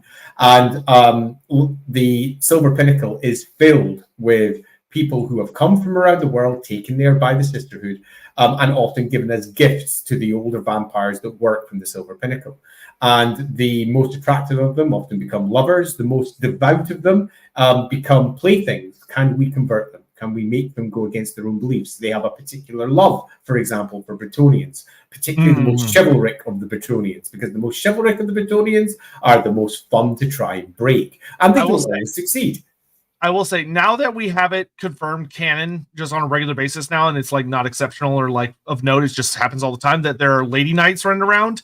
Man, someone give me a short story of a female knight going to the Silver Pinnacle and trying to hold on to their faith and their chivalry in the face of Neferata. Whew! Oh, you can have a spicy story there. And I think in most cases they would probably lose, although that wouldn't be the story they tell, because Warhammer stories are always you want to guys winning. Because that's what they always do. But in truth, that isn't what would happen in almost 99% of cases, largely because the Lahmians have the truth on their side regarding the gods, regarding the rest of the world, regarding a whole host of things that they know the secrets of. And they can slowly but surely, like an unfolding flower, explain what the truth of the world is. And the Lahmians are nice about it. They don't kill if they don't need to. The Lahmians tend to take their people that they're feeding from as lovers. And they take them as lovers, and then if they get bored of them, they move on. They don't generally kill them. They kill the ones who they don't like, because they're horrible people. Yeah, they much horrible, I mean horrible by their standards. By their standards. They much prefer the carrot over the stick. Though one of the things that's really interesting that is pointed out in the lore that makes the Lahmians particularly fun, I think, for people to write, because there's actually a lot of really fun Lahmian Black Library stories out there, is that even within the Sisterhood, which have this intense form of training, and they're supposed to be very, very dedicated to Neferata. It's like the core fundamental purpose of the Sisterhood is to serve Neferata in her overall scheme, which we'll talk about in a minute. But you have this this notion where Lahmians are very cautious about keeping an eye on one another. Like, they're not only spying on the various forces of the old world, but they're also spying on each other and sending their own whispers and schemes back to Neferata to rise in her esteem. But because there have been legitimate incidents, many, in fact, where Lahmians have full-on fallen in love with their targets, the people they're supposed to be manipulating or using or whatever, and they get the order that it's like, okay, it's time to move on, or this person needs to die for whatever reason to fulfill this thing, and they go rogue. Like Lahmians have a bigger issue with that than any other bloodline, but that's also because no other bloodline is nearly that organized, so they don't have the opportunities for this kind of shit to come up. But there have been quite a few incidents where Lahmians have full on betrayed the Sisterhood to stay with their lovers and to run away and to try and keep them alive as long as possible. And in some cases, even turn them into vampires, which can cause further issues. And one of the things that's really fascinating is you may expect the next thing I'm going to say is that, oh, well, surely, and then the Sisterhood sends out vampires to hunt down and kill them. And you're half right, but fascinatingly, not entirely. No, one of the big notes about the Lahmians is they do have sisters who are specifically dedicated to tracking down Lahmian sisters who have lost their way, who fall a little too hard in love with someone or start going rogue or doing whatever. But one of the things that's specifically noted is that Lahmians of the Sisterhood greatly dislike killing one of their own. Yeah. It is not done unless it is like completely unavoidable. And by unavoidable, there are much like any rebellion against the power structure, they need to make examples and ensure that they're put down. And that is the general perspective that everyone believes. The truth of it, however, is that these are useful tools. And if they have infiltrated a different environment because they are seeking to hide away from the sisters, that means that they have a useful potential spy in that network, which means that they can then tap that spy at a later date and say, look, we left you alone. It's now time for you to do this. That's just classic spy shit. And the Lahmians are well down with classic spy shit. There's betrayals and double betrayals and triple betrayals. But ultimately, they have all been back to the Silver Pinnacle, and they have potentially been with the source of all vampirism. They have an almost holy mission. And in more than one place, it is pitched almost like Neferata pitches herself as a goddess. In many respects, pitching herself in the same position that many put Nagash. And she places herself as the goddess of vampires. And it certainly seems that in the Sisterhood, there is an almost divine view in terms of how important she is and what her overall goals are and how all vampires should be working towards that. We don't know the specifics of what is said, nor do we really know the specifics of what she wants, although there are a couple of examples of different stories as to what she wants, which we will be going into, obviously, because yay. But awesome. But it's fair to say that just because you are, let's say, caught up with doing something that the Sisterhood says you shouldn't be doing, it in no way means that the Sisterhood is either going to off you or is done with you. Well, they're never done with you. You're never done with the Sisterhood. Never. It's always coming back. Yeah. So when it comes to what is that end goal, which I thank you, Phil 5981 for the bits asking about that. Neferata does have an end goal. However, it is kind of a classic Warhammer scenario where different authors and different kind of editions of the game have different interpretations, where someone will just flat out say, oh, it's very mysterious and we're not going to tell you. But there have been authors that have taken cracks at it. The one thing that's generally tends to be agreed upon is two main facets. The first is that Neferata wants control of all vampires. All the bloodlines are under her fist. She is the queen of vampires, period. The second is that she wants to go back to Lahmia, and she wants to reclaim it. Now, there are some really fun iterations on that. I think one of my favorite versions I read is that Neferata does not desire to rule over a ruin, a wasteland, a desiccated city. So it's not enough for her to simply take back Lahmia. What she wants is to put the Lahmians into such a position of power that they're able to raise a massive army of the living to go back and take Lahmia so that it becomes a thriving, living city again, a metropolis. It's not, she doesn't want to rule over the ruins of Lahmia. She wants Lahmia restored to its heyday and then some, which means you're going to need a lot of people. Like, not just to refound the city, like not even thinking about like the fighting, like just for the sake of like rebuilding the city is going to take thousands of humans. Yeah. So that is definitely the case as to what it says in most of the books. But when you look at what the Lahmians are actually doing, what the Sisterhood does, the Sisterhood is infiltrating all civilizations pretty much in the Warhammer world, and I do mean all. They are either keeping tabs on them by secreting their way over there and slipping their way through and finding ways to get spies into places, because remember, they're the masters of mental manipulation and control. They will do anything effectively to take control of somebody, and frequently do. They have some magic, but they don't use magic to manipulate, which means that for those who are species that rely on magic for much of their interactions, and will expect magic to be used when people are manipulating others, they'll have no trace of their influence, because their influence is by word, by mouth, by deed, often by making people fall in love with them or indebted to them, or by blackmailing them, or whatever it may be, to ensure that they can infiltrate Dark Elf society without ever having to actually be in there. And there's no spells in effect on their Dark Elf slaves, those who have been converted to their way of thinking. There's nothing more than how that Dark Elf thinks, because it's been manipulated into that place. So they are manipulating civilizations everywhere. They're keeping taps on everybody. And the big question is, what the fuck does that have to do with rebuilding Lahmia? Nothing. Literally nothing. Literally nothing. It is clearly, for anyone with any attempt to look at it all, nothing more than, let's say, a symptom of the bigger stuff. Yes, she might want to reclaim this. That doesn't seem to be a lie. Yes, she might want to reposition herself as the queen of all vampires. That also doesn't seem to be a lie. But in no way does that seem to be what she's doing. She has a bigger purpose. And it's nicely laid out in the Liber Necris, where Manfred concludes that he doesn't know what it is. Yep. And I will note two other things that are really interesting about what the Sisterhood does that you could look at and say, well, I could kind of see how this plays into Lahmia. But once again, think about the bigger picture.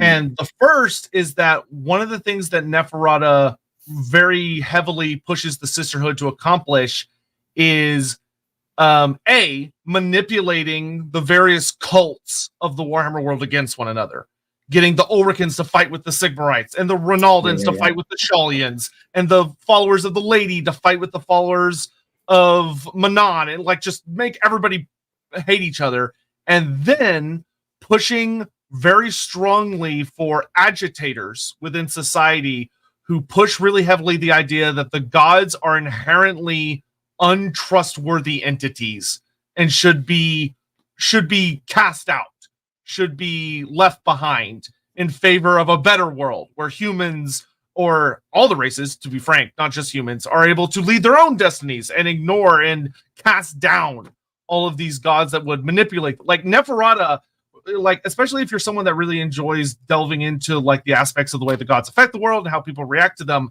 Neferata is unironically probably the strongest like atheist proponent within Warhammer Fantasy, and is actively encouraging that and fanning those flames in cultures all over the world, very successfully, I might add.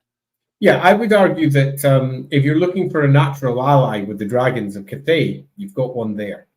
Yeah, and thing, that might be surprising, but I'll move you over to your second thing. Yeah, and I would love for Andy to talk more about this, because I'm just going to say it flat out, of that Neferata, the Lahmian Sisterhood under Neferata, without, in my opinion, without argument, is one of, if not the absolute greatest threats to chaos. Yes, agreed. In fact, I would argue, looking at it as it stands, the lack of use of the Lahmian Sisterhood in the end times was an exceeding crime. The entire setup that they have there is clearly an let's say, theist position, an anti-god position. It's very similar to Nagash's position as well, in that he sees the gods as exceedingly damaging to, as much as this may sound ironic, life. It's just not, they're just not good for a variety of reasons. And the gods were clearly part of the Old One plan. It's clearly part of the plan that they put into place. They created the whole concept of gods. The elves and gods go hand in hand with each other, and the elves are the children in many respects of the Old Ones put in place. Even the great temple cities of the Lizardmen are, quote, temple cities for a particular reason. And the great awakening of the lizardmen was the arrival of Sotek, the arrival of an actual god from their species, which was arguably not necessarily a good thing for them, depending upon how you look at it. So we've got ourselves a clear theist position being put in place by the old ones, and an anti-theist position being put in place by what is ultimately vampires and Cathay. And what is it that the old ones want to happen to the world? Well, we know. We have it pretty much written in black and white. They want the world to end. They want Age of Sigmar to occur for whatever odd purpose that they have. And the vampires stand as a clear opposition to this. They stand as arguably one of the greatest anti-chaos threats that the world has. So if you're looking to boom up the world, I would argue that, much like Sotek was suggesting here, that the Lahmians are not just infiltrating all societies to effectively destabilize and stop certain things coming to pass, but they have a purpose. And one purpose you could easily write would be they are attempting to stop the end of the world, which also runs rather neatly into Wisoren, the greatest magic user, being her bestest bud back in the day, who would almost certainly see the end times coming if he was that good with magic. It's an almost inevitability. He very much did, yeah.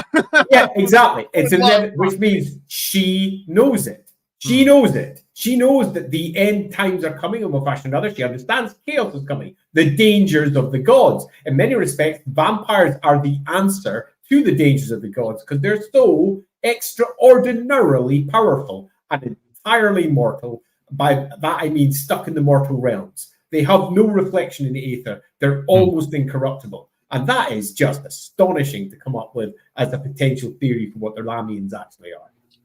Yeah, and the thing is that the Lahmian Sisterhood, I cannot express to y'all how nightmarishly strong they are as an organization. Where, just to rattle off a couple of quick things for you, they are fully, completely, utterly, single-handedly responsible for the fall of Stragos, which was one of the greatest empires of its time, being an empire that actually managed to successfully take over a massive portion of the Badlands and was kind of the inheritor of the Nehekaran kingdoms and what came after. And they were doing great. They were very powerful. But the Lahmians, we talked about, were working their way through the old world and all the human tribes. They convinced and manipulated the human tribes to go against Stragos. Whispered into them, oh, look, they're ruled by vampires. They treat humans like animals. They're going to make herds out of you all. And all these barbarians all of a sudden start coming down from the north and attacking. But the thing that's really scary about the Lahmians is that alone would be like, okay, that's Neferata being nasty. It wasn't the real plan. It was just a distraction. Because while Ushoran and all of his big bads went north to deal with this barbarian horde, Neferata manipulates the greenskins. Okay, so to put it in perspective how big of a world change she's about to do, the Lahmian Sisterhood convinces, through manipulation and various tactics, convinces the greenskins of the Darklands to rally together into a Wa, storm across the World's Edge Mountains into the Badlands where they got kicked out of because of the Nehekaran Empire and Nagash and all those shenanigans. And they successfully, completely, and utterly obliterate Stragos. And that the Greenskins take back the Badlands. Yep. And will never be kicked out of them ever again. I would imagine until it's expedient for them to be so. Until it's Sisterhood. But now they act as a really good barrier between the Lahmian Sisterhood and, say, for example, Nehekara. Yeah, and that's one of the notable things is that, like, the Lahmians are more keenly aware of the threat of the Tomb Kings than literally anybody else, because of especially one particular Tomb Queen, I should say, who Neferata keeps a very close eye on. The Sisterhood does. There's actually Kalita, for all you may think that she just sits in her pyramid, actually leaves quite frequently. She's quite good at tracking down and killing Lahmians. She's a little scarily good at it. But you have this whole aspect of the whole course of the world, that portion of the world, was completely altered by Lahmians just pulling at a couple of really careful strings. There are also very strong indications noted that the Lahmians may very well have been the key force or at least a notable force responsible for the fall of Musion and everything that ends up going down with everybody's favorite bastard Duke there. Not the just so you're not confused, not the Red Duke, the Duke that leads the fall of Musion. Red Duke's completely different. But they're also right after. If you go check out our episode on Mordheim and everything we talked about Mordheim, one of the first things that was sighted after the warp that meteor hit the city was a very particular Lahmian walking around the ruins of the city. Like and granted, a lot of these, I don't want to indicate that like, oh, they caused it. A lot of the times it's that they respond to it first. They might have caused it, or they may have seen it coming and were trying to avert it, or were preparing to take advantage of when it goes off. I think it's far more likely they were looking to see if they could stop the next Everchosen. The Everchosen story is entirely wrapped up with and directly related to Mordheim and everything that happens there. The whole point of that setup is effectively to create the Everchosen. Good old Dark Master himself is there. You wonder if the Lahmians were the first on ground zero for Mordheim. Who was it that spread news to all the different provinces about the Weird Stone? And was like, oh, you should be sending expeditions. You should be sending people down there and killing all the chaos stuff to make sure it doesn't. You should make sure we surround it so nothing gets out. Yeah. It's like literally, you can pretty much name any major event in Warhammer Fantasy history, and the Lahmian's fingerprint, I guarantee, is on it somewhere. Yeah, and I think this is something that we need to get quite clear in our heads. The Lahmian Sisterhood is an exceedingly effective tool that has been deployed by Neferata across the Warhammer world. Its fingerprints, though, are slight, largely because either A, they are manipulating from so far behind the scenes that they can't even be seen because they're looking at the scenes through a telescope from 5 miles away. They're really quite distant away from where the actual acts themselves are happening because they are very subtle creatures. And also because vampires, by their very nature, are somewhat destructive. They almost can't help themselves because of either the curses, the blood, whatever you want to call it for the reason. So they are fully aware of their own failings. So also keep away from where this core points of danger are. They allow others to do that. They'll throw a blood dragon at it rather than deal with it themselves. If there's rumors of vampires around, they can just get a Von Karstein to go and fill that spot while they drift away in a black coach somewhere. Cut a long story short, they are almost the epitome of the manipulative vampire behind the scenes. And they are everywhere. They are not necessarily used like this, though, in most of the Warhammer lore, because you tend to find that most writers of Warhammer focus on the thing that's directly in front of them and forget everything else. If you're writing a High Elf book, you write about High Elves and how they kick everybody else in, except that time they were invaded by Dark Elves. If you're writing a Chaos book, you talk about all the times that they kicked Chaos in, except for that one time that they were beaten back by the Empire, or whatever it might be. They don't take an overall holistic approach to how it's going to actually work together. And the Lahmians are one of those things that if they were written exactly what they are, you would end up rolling your eyes at them all the time when you go, what, the Lahmians were responsible for Sigmar being able to rise and bound together all those disparate groups of humanity and be able to stop the Goblin Wars, which would have had them flooding into the right basin. And you know what? Yeah, they probably were. The Lahmians were responsible for Sigmar kicking in the gash. Yeah, they probably were. That one's not even deniable. There was a Lahmian there going, come on, Sigmar, away you go. They were just watching on from outside and pushing. And then the notes go back to Neferata. Neferata says, so there's someone who can bind them together. Okay, sisters, get them together. Do whatever you can. Spread out the word. So off they go, and they do whatever they can to try and bind the Empire together as one unit.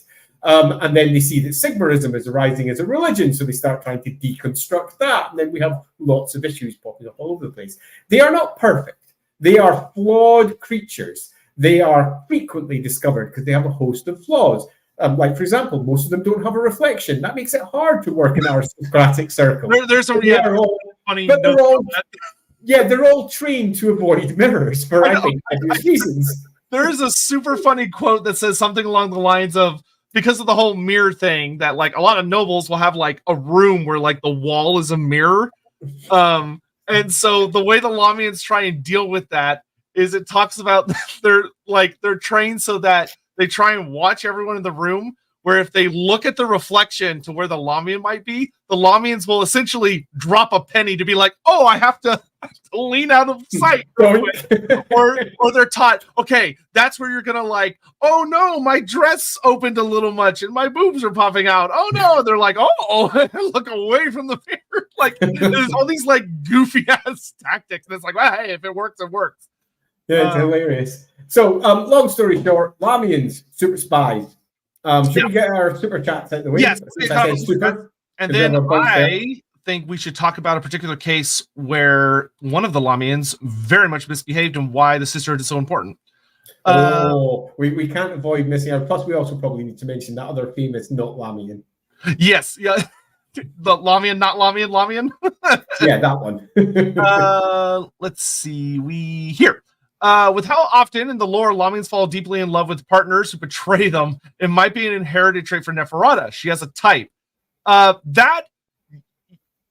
joke, but there's an implication there with the way the Warhammer universe works and the way fate behaves that you might actually not be wrong. I think, Jonathan, actually, yes. One of the flaws you could argue of the vampiric elixir that then passed on vampirism down is that you pick up traits from those who made you. And in this particular case, she made mistakes. She made big mistakes. And those big mistakes she seeks to now avoid. But that doesn't mean that it hasn't been passed down through her bloodline. And these things have popped up again and again. I'd also argue, just as one other point, that this whole falling deeply in love thing really does stand contrary to the supposed curses that the vampires as a whole have been bound under, where all of their emotions that are, let's just put it bluntly, useful for killing things have been stripped out. Love is the exact opposite of that in a variety of ways. Yeah. Many supposed Nagash curses are bullshit. Yeah, I would say that particular curse, either Nagash goofed it. No, I will say there is something to say. It would be funny if that Nagash, being who he is, just has such a fundamentally poor misunderstanding of people and their emotions that he thought he cursed it out of them, but he just didn't. Yeah, I think there's a side to that. Yeah, because if you check out our Nagash stream, Nagash is coded in a really fun and interesting way. He just does not get people. He just doesn't. Ricky Chapman, a Black Library book, says there are acts of torture inflicted on vampires that make them shudder in the Silver Pinnacle for the Book of Grudges annual update. What else have the vampires done to the Hold? The Silver Pinnacle is actually vaguely outlined in a couple places. Andy went pretty well into depth earlier, where the big thing is you have a big labyrinth that's full of all kinds of like white guardians and really cool armor and stuff, and like various weird creatures and things that serve as guards, but also as tests for entertainment to see if the brave knight can make his way through them or whatever. And then when you get up into the upper echelons, you arrive in the actual court, which is said to be unspeakably beautiful. And just like some of the most obscene wealth you've ever seen. Neferata's personal chamber is said to have like a cut in the roof of the mountain top where like at night all the stars and stuff come in. Then she has this kind of thing that covers it during the day.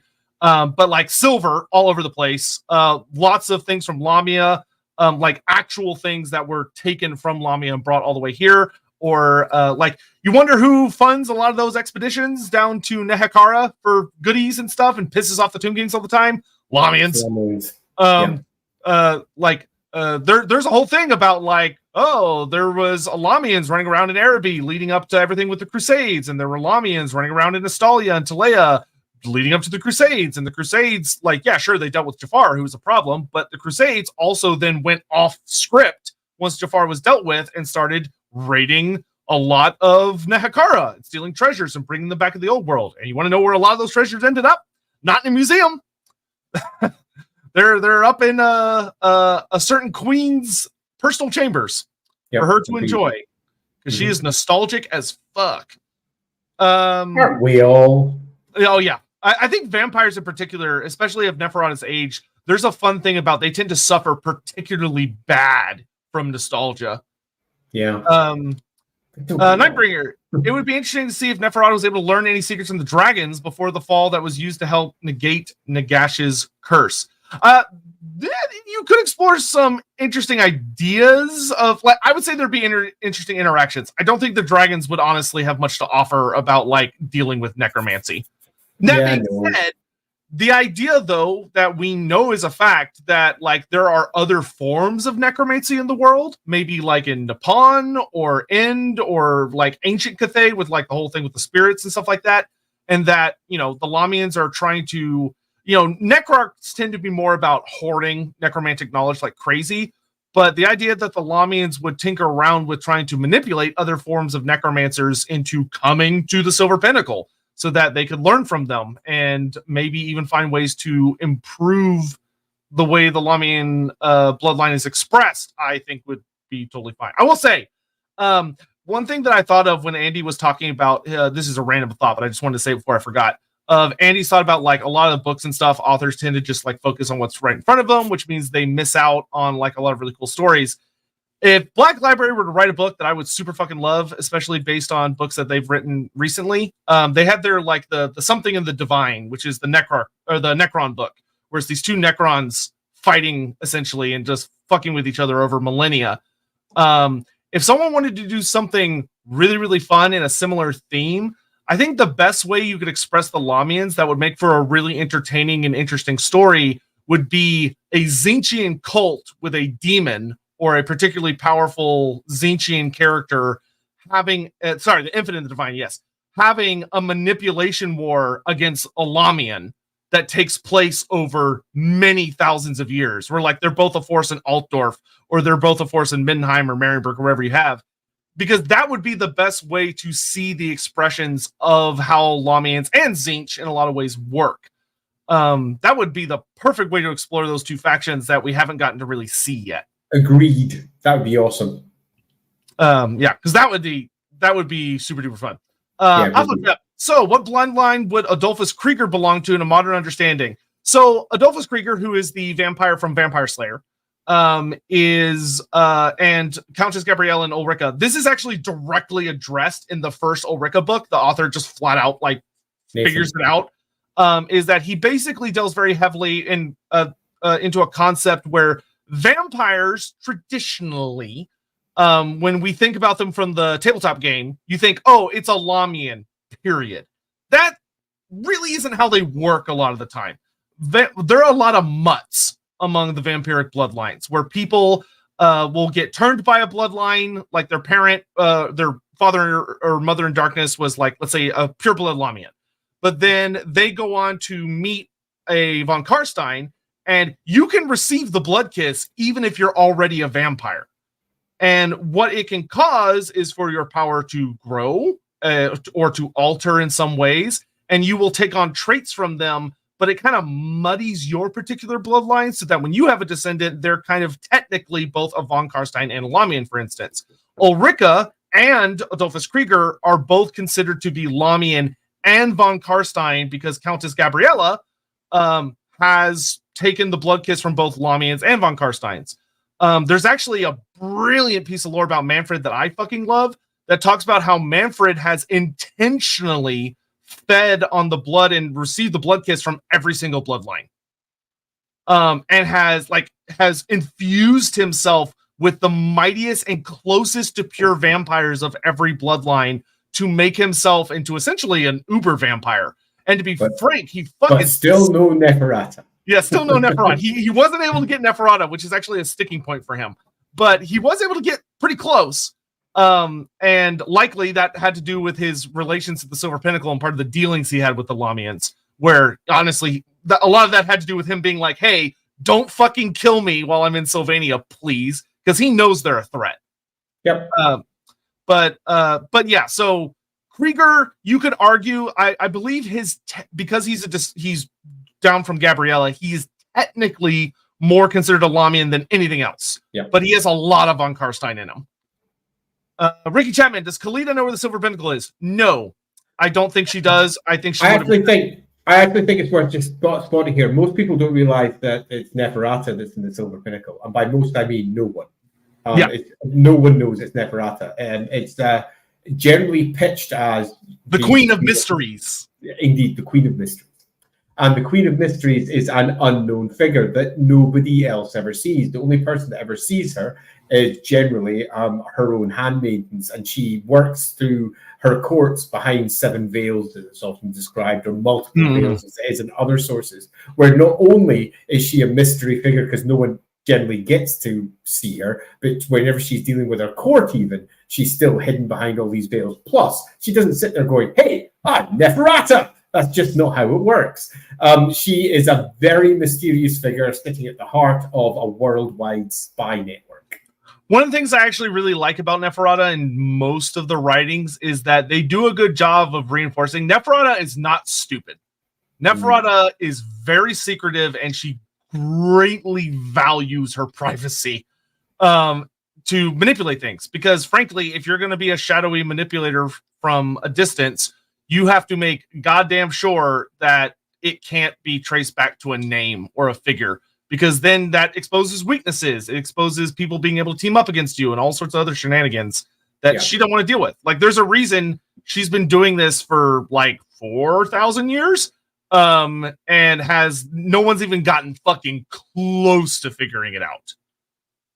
Like, even the dwarves don't even know it's Neferata. They just know her as the Queen of Evil. Exactly. They know it's a vampire. That's as far as they got. Korinshima, can those infiltrating concubine vampires give birth? No. Vampires, they're corpses. Animated by magic. In the same way that you don't get humans, you don't get vampires that aren't human, vampires can't give birth. But it's a world of magic where everything's crazy and weird, and there's everything from half vampires to weird stuff and crazy, awesome stuff everywhere in Warhammer. That being the case, there's no reason that a story couldn't be told. Yeah, I will also say, when you're dealing with Lahmians that have a notable magical gift, Lahmians tend to lean very heavy into Ulgu, and you can really fuck with what people think they're seeing using shadow magic. Like a quite literal phantom pregnancy, and then, oh, look, here's our child who was sick and had to be away at a hospice or a hospital for a time, but now they're well enough to come home. Oh, it's a Lahmian. It's a Lahmian. There's going to be kids all over the place that believe that such and such is their mother, but just are not. Yeah. Let's see.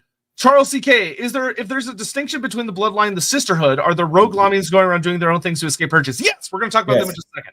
Definitely. They're our next big subject. Because they reinforce why the Sisterhood acts the way it does. Yep, they do. Sean Saltz, are there any Skaven clans in the Silver Pinnacle? In it? Probably not. Beneath it? Yeah, probably. Yeah, probably. The Skaven kind of undermined everything, but unlike the vast majority of the enemies that the Skaven face, the vampires are in no way afraid of the dark, dingy tunnels down below. In fact, I would argue it is in the Silver Pinnacle's best interest to have some Skaven close by to train on. Yeah, and you better bet your butt there are Lahmians that specialize in dealing with Skaven, as in manipulating them, bribing them, to keep an eye on what's going on. Because Skaven are, they're a problem if they get a little too organized. Cole Patterson, just imagining members of every race being mind controlled to act normal to help train new sisters. Damn, I want to run a game in the Silver Pinnacle now. Yeah, it'd be super fun, Cole. It'd be super fun. You could do a really fun campaign with that. Also, Zinchian's trying to break into it. Yeah. Zinchi, I genuinely believe it's not a matchup I think a lot of people tend to think about, but I think Zinch versus Lahmian is like one of the ultimate, it's a good one. Showdowns. Yeah, I agree completely. Not just a good one, it's an amazing one, and it will often have your players, if you're playing a game of, say, Warhammer Fantasy Roleplay, on the side of Zinch. And that is just beautiful. Because they're like, well, we have to take the vampires down. Then you realize that your best mate over there is, in fact, a Zinch cultist. Oh, just beautiful. Yep. Phil, we already talked about it earlier. Charles CK, do Warhammer vampires have sire control spawn trope? To a degree, you tend to find those at the very top are very powerful and often manipulate, use, and can directly control their bloodline. But you tend to find that it breaks up and it's not consistent. And it would be best to say instead that individual vampires have got individual powers. And some of those vampires can directly control their bloodlines. Others simply cannot. Yeah, there is an interesting note that there have been some vampires who had a sire that was able to wield that kind of power over them, and that's why they ended up muddying their bloodline on purpose with like a von Karstein or a Ghoul King or whatever to muddy up their blood so that it would no longer be the case, which is a fascinating way to deal with that particular threat. That's expanded on. I think that's actually explicitly why I believe Countess Gabriella brings it up in her little story, is because of her parent, so to speak. Watchdog, cross his fingers. Come on, show me some halfling / Lahmian interactions for 200. That's going to be an odd porno. Yeah, there you could have some genuinely. I mean, halflings in any situation have the. Yeah, they'd be up for it. Yeah, oh yeah, they would. Yeah, they'd be right in there as halflings. Yeah. You gotta love how James Workshop made Khalid and Neferata sisters in the old world, presumably to avoid the implication of them being lovers. Clearly, didn't look into ancient Egypt at all that much. It's so weird because it's like they were cousins, even though it's very explicit that they were, more than cousins, but they're cousins. Yeah. And now it's like, okay, now they're sisters, which is like, okay, I feel it's like either worse or what. Yeah, I feel like that just makes it worse, and also introduces way more confusion of like Lamia and Libris, or like they're close, but they're not that close. So them being sisters is weird. That was a very bizarre change. Don't like that one. Wolf. Sideline, but is it possible that Koresh is another kingdom of End? Just how CA could implement the game. Also hoping for Bloodlines DLC. I would say no. Because Koresh is like the name of the continent, and End is kind of the name, or not continent, but country. And End is the same thing. They're not. That would be like saying, like, is it possible Bretonia is just a province of the Empire? Yeah, you know what I'm saying? They are most definitely separate things, and I would much prefer not to make the world smaller, given that the Warhammer world is already exceedingly huge, but has an extremely small number of actual civilizations compared to the real world and the extreme complexity that you get, say, for example, in Europe, in comparison to the extreme simplicity that you get in the old world. Yeah. Mandata's column. It sounds like most vampires would be easy allies to Cathay, if not for their innate subversive and selfish natures. Also, hope you're doing well, Andy. Yeah, there's actually, vampires suck. Yeah, vampires, they, like, don't get us wrong, through our various vampire strings. Vampires really fucking suck. There are problems to have around for lots of reasons. It's like, depending on the bloodline, just kind of changes the flavor of why they suck, but they suck. Like, you don't want them around because they are a corrupting force, period. Yeah, they are, for want of a better word, mostly evil, in that they are entirely selfish, self-obsessed entities. And now, whether that's because of the curses or because of the flaw of the elixir that created them in the first place, there is a host of different reasons why that could be the case. One thing is certain, they are driven by a hunger for blood that is much more, let's say, prevalent and felt than the hunger that we as mere mortals who get hungry and thirsty currently, for example, are that hungry. But I'm not turning into a ravening monster because of this. And they do. They have hungers that they have to keep in check. And if they don't, they lose it. Properly lose it. Their red rage or whatever else you want to call it. That being the case, they're not natural allies to anyone in the same way the orcs aren't natural allies to anyone, while simultaneously they are, particularly the Lahmian Sisterhood, potentially one of the best allies you could ever have, assuming that they stuck to their word. Yeah, good luck. Yeah, there's self-serving. Yeah, the thing about them is that ultimately, vampires have a lot of the time, one of their, it's not a curse, but one of the things that's kind of whispered about beneath each of the bloodlines is they all tend to have a very serious emotional trauma that gets worse the older they get. With like the von Karsteins, it's usually like a desire to conquer. With blood dragons, it's usually like a martial pursuit to the point of obsession and like just devolving into utter violence. With the Strigoi, it's full on madness. The Lahmians and like all of them they become more and more inhuman as things drag on. And they begin to have a really negative impact on humans, especially around them. And for the dragons are very arrogant in their own way, and that those two forms of arrogance alone would clash horrifically. Now, there are things I think the Lahmians in particular would view the dragons as a very useful tool to wield against chaos, and the dragons in their own part, like if you're dealing with like Yuan Bo, would look at the Lahmians the exact same way. But that would not make them allies, I think. Yep. Ithian, many thanks on behalf of a new character I need to make before the 7 Pirates of Lustria encounter get rescued by Harkin's vampires. Have fun.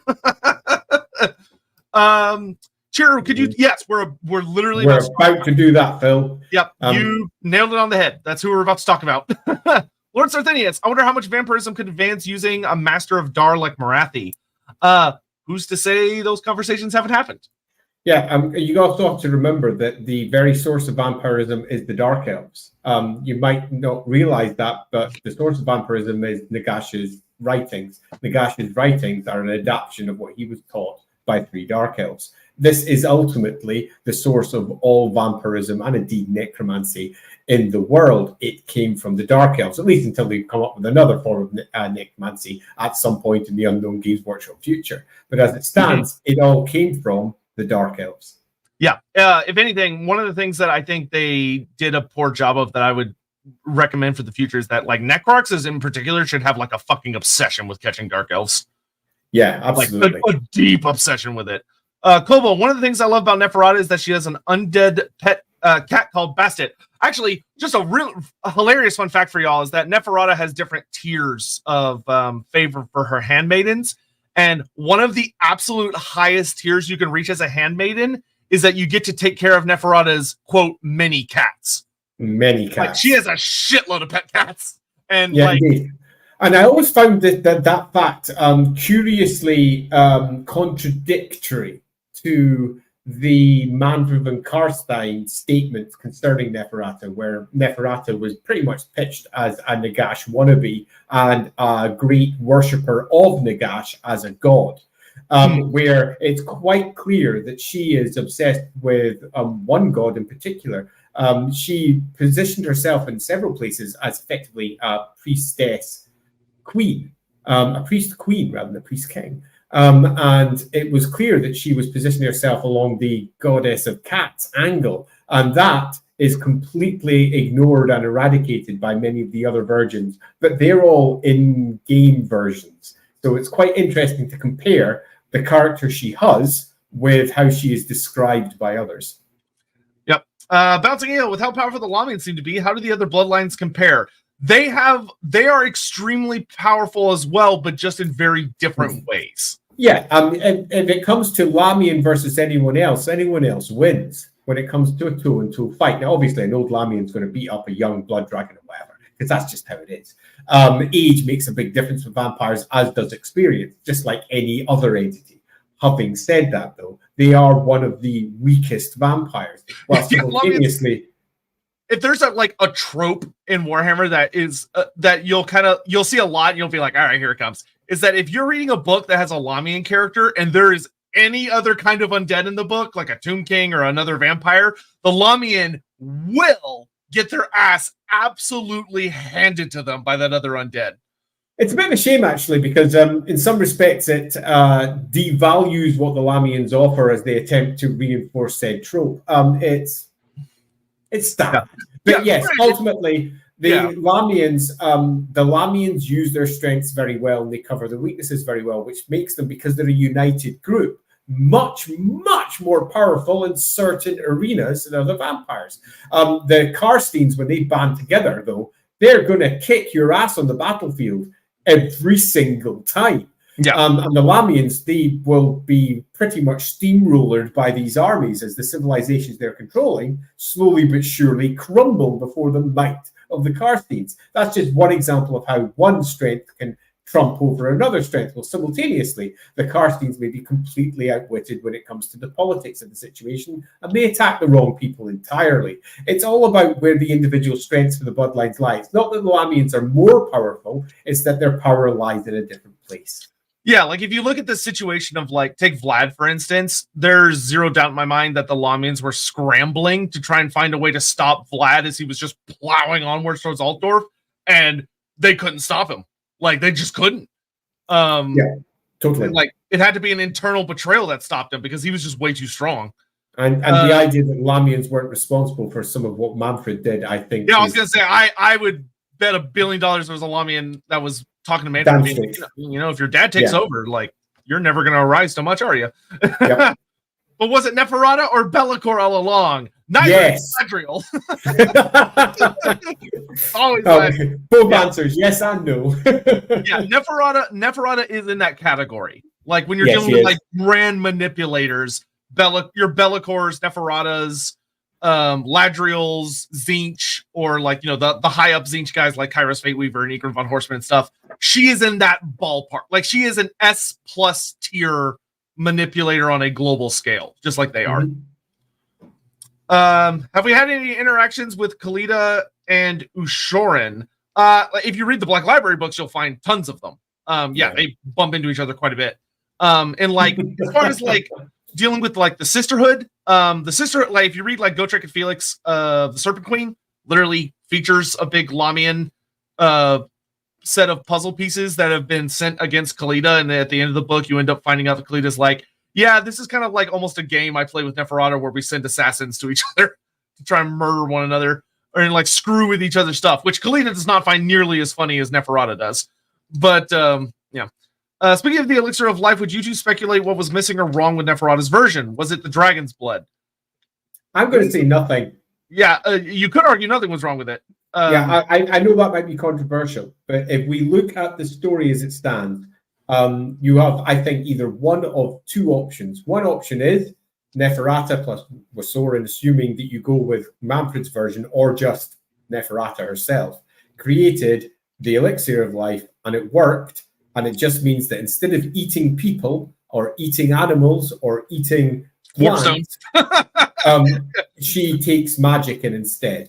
And that magic can be most easily consumed because she's an entirely material creature through blood. It's nice and simple. There's nothing more to it. Or alternatively, Wasoran perverted it slightly, twisted it, listening to Nagash, and added this as the issue. Nagash can control them. And I would argue that that seems to have been borne out to a degree in that he could curse them because they're undead, so arguably possibly that. And the Ring of Vashanesh could be used to control them, but you could argue that the Ring of Vashanesh was nothing more than a piece of magical artifact that was used to control vampires. So I would argue possibly nothing. And all the curses came later. Yeah, what I will say is that dragon's blood does seem to, an appropriately powerful dragon's blood, does seem to purge the curses of Nagash from the elixir. It strengthens it. So now whether that like is improving the base version or just removing the flaws that were introduced later is up to your speculation.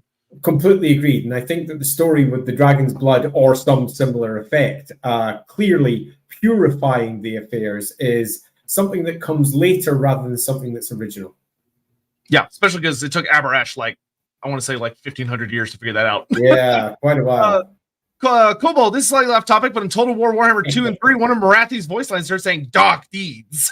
I know, it's brilliant. I have already dabbled with Dark Elf Marathi Cultipleatory type campaign, and every single time she said it, it made me laugh.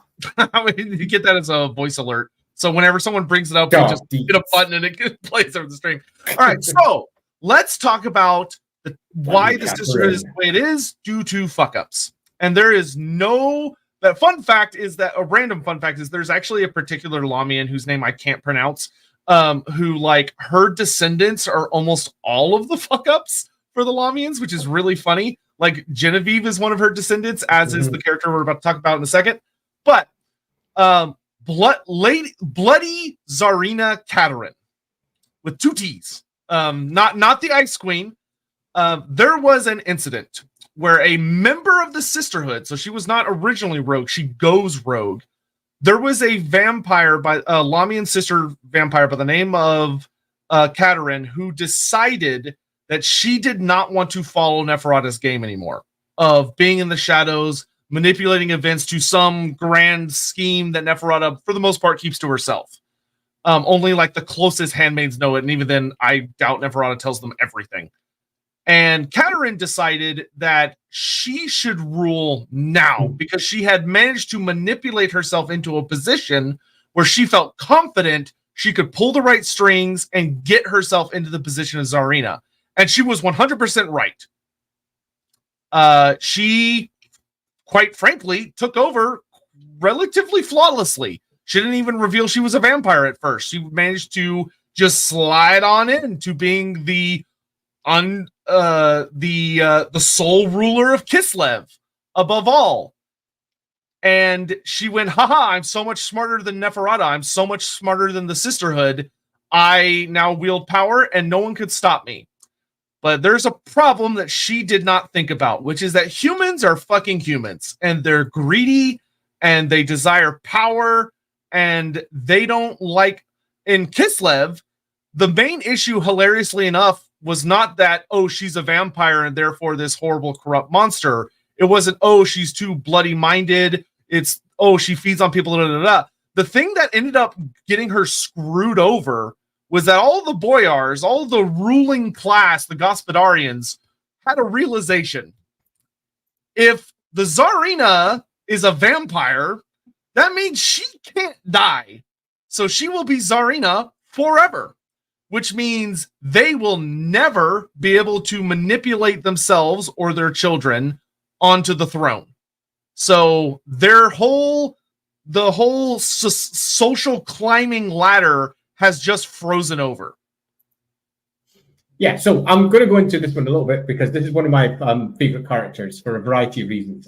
This character was originally created by Jack Yeovil, or Kim Newman, one of the Jack Yeovil's the pen name of Kim Newman. Way before there was various bloodlines in Warhammer. Way back when vampires were nothing more than classic Hammer horror. Whoa, I'm a vampire. And Bloody Katerin was added to the Genevieve books. And she was the child of, what's his name? Chardignac, I can't remember his name.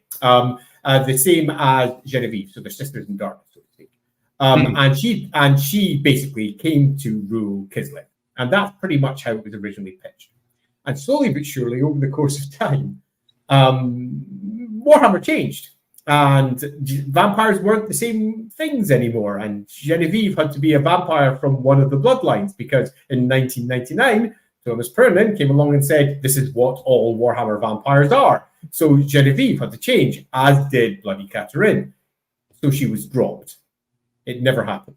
And in the later version of Kislev, she wasn't mentioned at all. It just didn't happen. They dropped it entirely. However, along came Warhammer Fantasy Roleplay 2nd Edition. And Warhammer Fantasy Roleplay 2nd Edition, they tried to pull together, that's Jody McGregor and Steve D, tried to pull together all the various versions of vampires from Warhammer and make them all make sense together.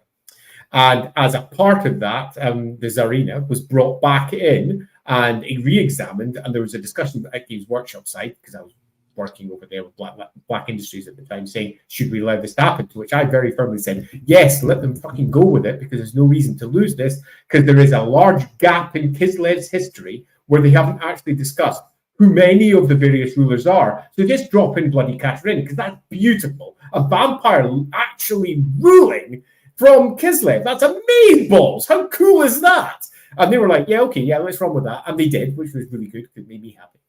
In she came. She was dropped into Night's Dark Masters, which was a book for Warhammer Fantasy Roleplay 2nd Edition, and she was reaffirmed from having come from the Lahmian bloodline. And then as it moved back into the books again, that was reaffirmed again as new stories made reference to her back in. And she came from the same bloodlines that mentioned before, and they said that she was now definitely a Lahmian, 100% a Lahmian, and it all went a little bit wrong, all because of Chardignac. I can't remember his name. It's really annoying me. He's Bretonnian. Chardignac, whatever, doesn't matter. That'd be lovely. I'm actually going to have a quick check. So yeah, you're right. That's what I was talking about, where I was like, I can't pronounce it. Totally. So they completely reversed and retrofitted all of the stories that had originally been built and mixed it up with all the lore that had been built for 2nd edition Warhammer, and then rebuilt it again and said, aha, actually, no, she was someone who was in rebellion, and all these extra details were added to make sense of everything in Knights Dark Masters and everything else. I love the character, super brilliant, because she still exists there, and eventually she's brought down, not just by the Kislevites, she's brought down by the Sisterhood, who are manipulating Zarevich Pavel. Is that his name? Can't remember. Yeah, I believe so. Zarevich, who basically is someone who can inherit. And they play upon his desperate need and desire to effectively rule himself, and realizing the immortal rule that's in front of him. And what was she bloody Catherine? She's the worst, but similarly, she held everything in her iron grip, but was really, really good at what she did. And interestingly, was holding off against chaos, which I think is kind of beautiful. So she was also fulfilling the Lahmian, let's say, need, but it reached a point where she just went too far. She wasn't worth it. She was too obvious.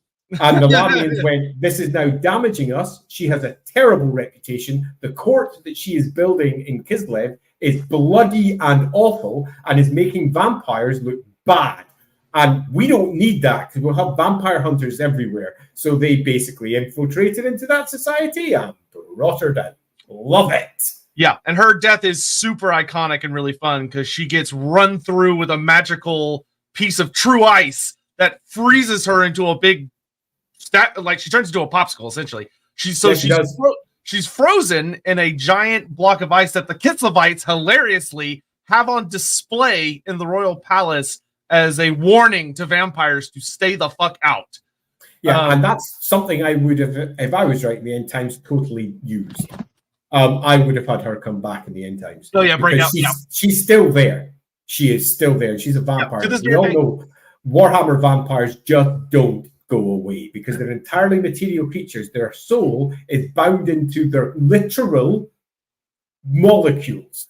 They have no external soul. You kill a vampire, it's still not dead. You burn it up, it's still not dead. Its molecules are out there. You do the right ritual, it's back together. All of her stuff is right there. I was going to say, honestly, I wouldn't be shocked for the sake of like making her character particularly interesting and kind of horrific if she's just been conscious, just frozen, unable to do anything for a long ass time. Yeah, and I would have been half tempted to even have the Zarina take her out. We got problems. we have the world is coming to an end, and we need world-ending people. And you are one of those individuals. Instead, they in Warhammer 3 did it with Radiboka instead. Yeah. Similar principle, though. Similar principle, totally is. Yeah, so that's her, but she's a good example. Like Andy said, the thing about her is she was too obvious, and she would lead to a literal, because like Kislev went from a nation that didn't really mind or care about vampires to a nation, you have a generation of individuals that despise them, that hate them, because Katerin, she's called Bloody Katerin for good reason. She was very cool. And so you have like a whole generation now of Kislevites who are extremely anti-vampire, are now looking for the signs of vampires, or learning about them, becoming educated on them, where you have like the various cults stepping up their defenses, and the Lahmians going, well, shit, this is going to make our job harder. And you see that repeated again and again and again, that whenever there's a vampire, one of the things the Lahmians do not fuck around with is obvious vampires. If there is a vampire, whoever comes out and they are being too overt, they're being too noisy, the Lahmians will 10 times out of 10 will have almost a direct hand in bringing them down. Which is... Can I also just interrupt and say, yeah, go ahead. There is no way I can affect this. Unfortunately, my mic died before we got. It's just this one stream. I have a terrible mic that we're currently using, because my proper mic, which is currently sitting over here, is dead as a dodo. So sadly, we have one stream where I am echoey cave weirdo boy. Yeah. So the thing that's fascinating about Bloody Katerin is, like we were talking about with tools, she serves as a very useful tool dead, in that the Lahmians, Neferata, can now point to her as a literal statue and say, that's what happens if you don't listen to me. 100%. The end for Bloody Katerin is a useful controlling technique by the Lahmians as well. You cross Lahmians and you go wrong as a Lahmian, this is what happens to you. It's on permanent display. And for all that the Kislevites might think that what they've done is put out a big warning to the vampires out there, in truth, it's nothing more than the Lahmians looking on going, well, I'm not going to be crossing the good old Queen of Mysteries, am I? I don't think so, because that's what will happen to me. Yeah. But you have cases of rogue Lahmians that are approved of in the sense that they're useful despite being rogue. Genevieve being a perfect example of that. She lives in Altdorf now with her lover Detlef Serk. Moved on. Oh, well, okay. Yeah, that she did in one of the books. I'll cover this one super quick. Genevieve was one of the original characters for the Warhammer novels back when Games Workshop had Warhammer books. And Genevieve was Kim Newman, Jack Yeovil. As I said, her primary character, she appears to be 16 years old. She was later turned into a Lahmian, wasn't originally, she was just a vampire. And back then, they could literally write whatever they wanted. And she was a vampire living in the Empire, and she was not in any way seen as a bad influence or a bad thing beyond, oh, you're a vampire. But that wasn't seen as that. We need to kill you now. It's just that, oh, we best be careful. This changes significantly. Cut a long story short, the story turns into, through the course of what happens in Genevieve's book, she effectively saves the Emperor's life. I won't go into any details. And because of that, it was retrofitted. The Emperor said she's fine, as vampires go. So she's allowed to keep around, because that's okay. So she lives in Altdorf for some time. She's somewhat restricted in movements, then eventually pisses off when everyone else starts getting a little bit older. All of her friends, shall we say, start becoming older too. And she moves off to live her life and do other things elsewhere. But because she effectively made a vampire legal in the Empire, you had that weird argument saying that Lahmian Sisterhood said that was fine without in any way addressing the previous 600 years of her existence. Why did they leave her for the previous 600 years? Shh. Don't talk about that. Wasn't worth dealing with. She just wasn't worth dealing with. Am I getting her bloodline? It's Melissa Dack, I think. No, that's Chardonnac's sire. I'm going down my lines. Trying to remember you're right. It's Melissa. Then Melissa, and then Chardonnac, and then her. I think it is. Yeah. Correct. Anyway, so Melissa will have been the original Lahmian in that. Yeah, Lahmian. Yeah, and then she in the book she just runs a vampire, let's say, home where old vampires get together, and those who've lost their humanity entirely can find a place where they can hopefully try to regain it. And it's sort of known about. It's a very different Warhammer world to the one that we have later. But those books are still out there. Go grab yourself the Genevieve books. They're super decent. They're really quite well written. And for many people of my generation, they were the very first Warhammer novels that they read. Yep. Some other... so you have that, which I do think ties well of, like, the Lahmians are like, okay, this is someone who is a potentially good influence for us, something that we're able to manipulate and utilize. You also have it mentioned where the Lahmians, when it comes to how they tolerate and manipulate things, one of the things that's also really interesting is looking at, we kind of talked about how they're good and bad, of that, good in that they're very adverse to chaos, and can help against that, and also against other threats like greenskin hordes and things of that nature. But one of the other things is that they have encouraged some genuinely fascinating moments in, like, human advancement. A character that you may be familiar with if you've been playing a lot of Total War lately for the new DLC is not technically of the Empire, but made something very important for the Empire, is good old Demaragliano, everybody's favorite genius. Their world's version of what the hell is he in our world? Leonardo da Vinci. Yes, thank you. Leonardo. He had a Lahmian benefactor who supported his genius and paid him lots and lots of money. They're one of the most powerful, one of the really fucking scary Lahmians. Has a bit of a flair for, she likes to hang around Tilea and Estalia and likes to hire painters to paint a portrait of her. So she has, like, a whole bunch of portraits that is often considered like the magnum opus in many of these painters' own worlds. There's actually a really cool short story about it in the Hammer and Bolter series, of these painters will get invited to her estate to paint a picture of her. and they tend to vanish after that. Now, whether they die or whether she simply takes them with her to some wonderful, wonderful thing is left to your imagination, and depending on, I guess, how well they did. But she openly talks about how, like, Leonardo de Maragiano was one of her favorites before he would go on to the Empire, in that she loved him for his his artisanship, but she realized that he also had greater benefits to give to the world through his technological marvels. Which there's these really fascinating moments you just see of the Lahmians genuinely giving really positive pushes to humanity in a few places, which is fascinating to consider. And does a great job of doing me and Andy's favorite thing in the universe, which is muddying the fuck out of the waters of being able to say, is this a good or bad thing? Yeah, in fact, I will argue that we have ourselves two very different versions of the Lahmians. And they are worth being aware of if you're getting out there and reading any of the books. On one hand, you have the army list. The army list portray the Lahmians as cackling female bad guys that are there. The charnel throne. They are there to fuck shit up. They are manipulating everything, and they are the worst. They are evil. The good old Neferata herself sits at the center of this web like some sort of spider, who is the most evilest of evil women in the entire world. They are walking, talking metaphors of men's rights. They are everything that is wrong with womanhood. They are truly terrible and evil and wrong and evil. And you'll probably note the word evil every other paragraph. That's generally how they're portrayed. Then we get over into the novels, we get over into the role-playing games, and you tend to find that we have a very different version of the Lahmians. They have the same core. They are vampires, number one, obviously.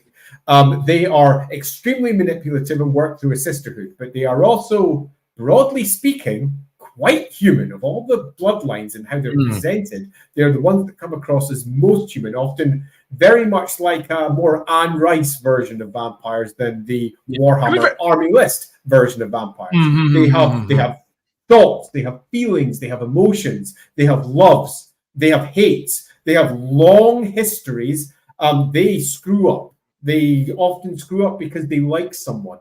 And that like gets in the way of doing the thing that they probably should do. They let people go. They're told to do a thing, and they're like, yeah, no, but I like this one. Off you go.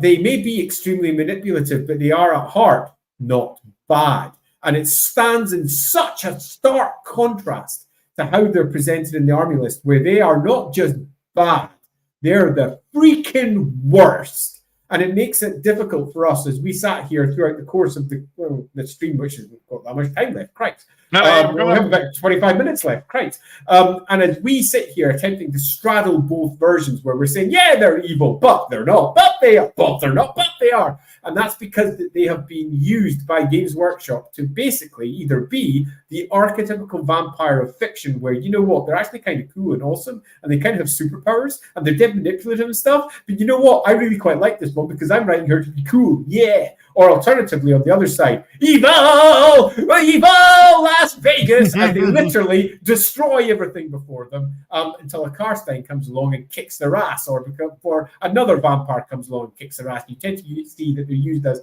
the foil for the other bigger vampire because nobody likes women, apparently. And it's an interesting place to be in as you look at trying to rationalize all the different versions. But I think as we move towards the end of this one, we have ourselves a world-spanning sisterhood that is manipulating civilization towards the end that Neferata wishes. And it is a flawed one. It is one that is flawed because they're vampires, and vampires carry flaws, but it's also flawed because Neferata herself is relatively flawed, and her desire for perfectionism and her desire to run her court the way she wants to run it, it is not perfectly laid out, and there's probably not all that many of them. They are not this great army of sisterhood vampires that spread across the world in their thousands. They number relatively low. They winnow their own numbers quite harshly. The younger ones have a very, very high bar that they have to pass, and many of them just simply don't. Meaning that we have ourselves an interesting faction, and they are a proper faction of the Warhammer world. because for all there may not be a lot of them, they manipulate and control huge numbers of courts across the Warhammer world in a way that people don't expect. And sometimes, as it's said in a few places, they do it directly. This goes against Neferata's general goal of always work from behind, but occasionally they'll just take over an entire town and close it off, wrap it round with undead and go, no, we're doing something here. And they just control it for a while and then fuck off elsewhere. They are not above taking control of stuff. They're not above being evil, because you tend to find that the army list versions, whenever they can, they'll give the evil version. So, for example, in the army list, it says quite clearly, no, sometimes they just take control of the entire duchy and wrap it round with undead, and they just suck their blood and use the herd. Yeah!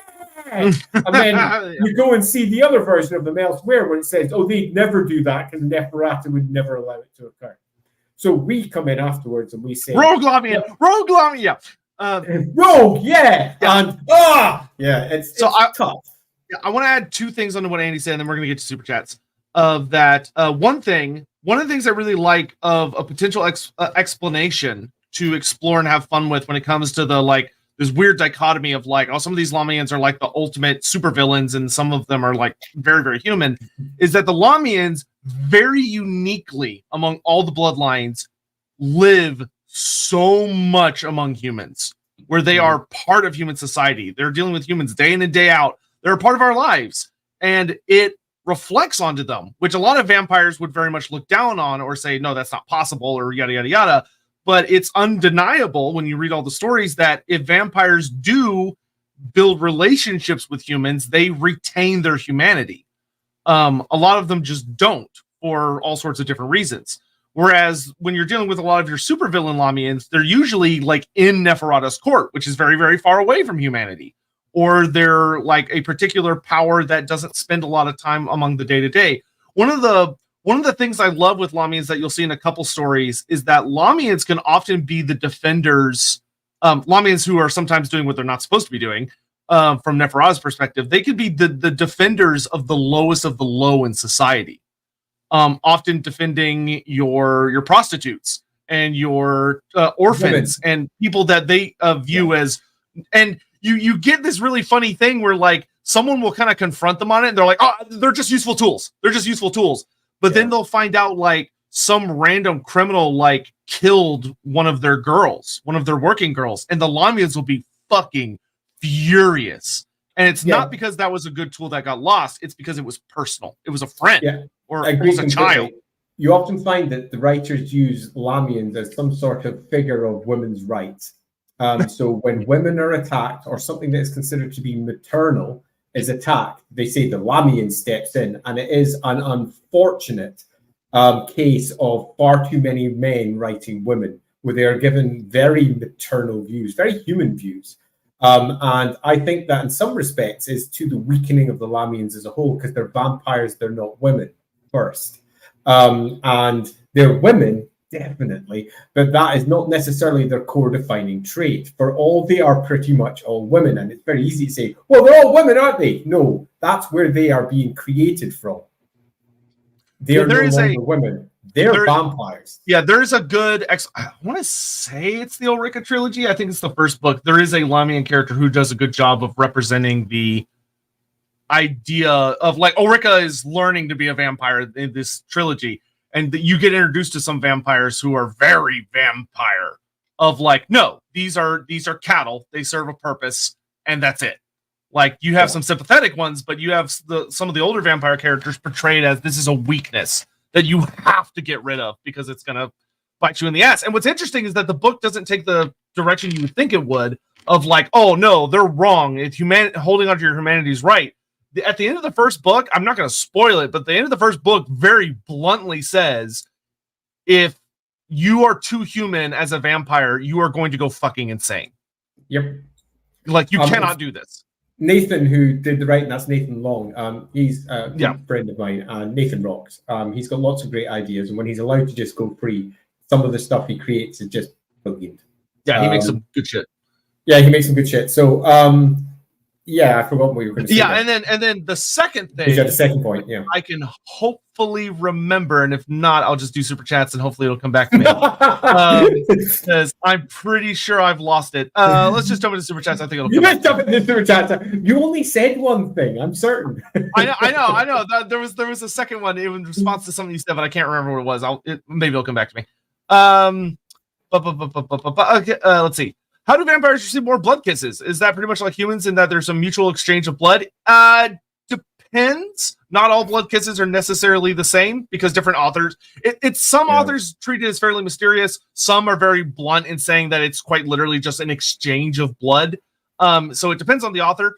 But whether, and you can play around with that of, is it, there's one way to do a blood kiss, or are there multiple ways to do blood kisses? And it depends on like the bloodline or the vampire in particular. I think that tends to be more fun and interesting as opposed to it just being, because then it's more of a, how was this passed down to me as an individual, and how do I interpret giving a blood kiss, instead of it just being like some universal system they all figured out, which I think that's definitely the case. Largely because if you take a look at how the bloodlines were clearly mixed up right at the very beginning. They said that not all vampires express the same. And then when we hit Night's Dark Masters, they say not only are all the various bloodlines different, but they're different within the bloodlines too. And each vampire manifests uniquely.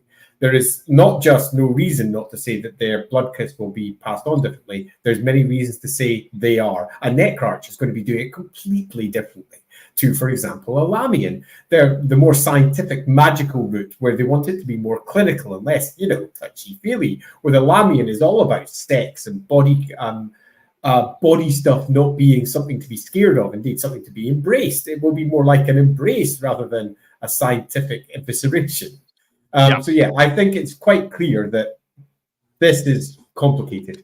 Yeah, and I'd say you could play around with it. I will say traditionally, it's usually something along the lines of like the vampire will, if it's a human, they'll like feed on them to drain a lot of their blood, and then they'll cut themselves and force and like feed that person, and then the person will go through this horrible process. Among vampires, though, it gets weird.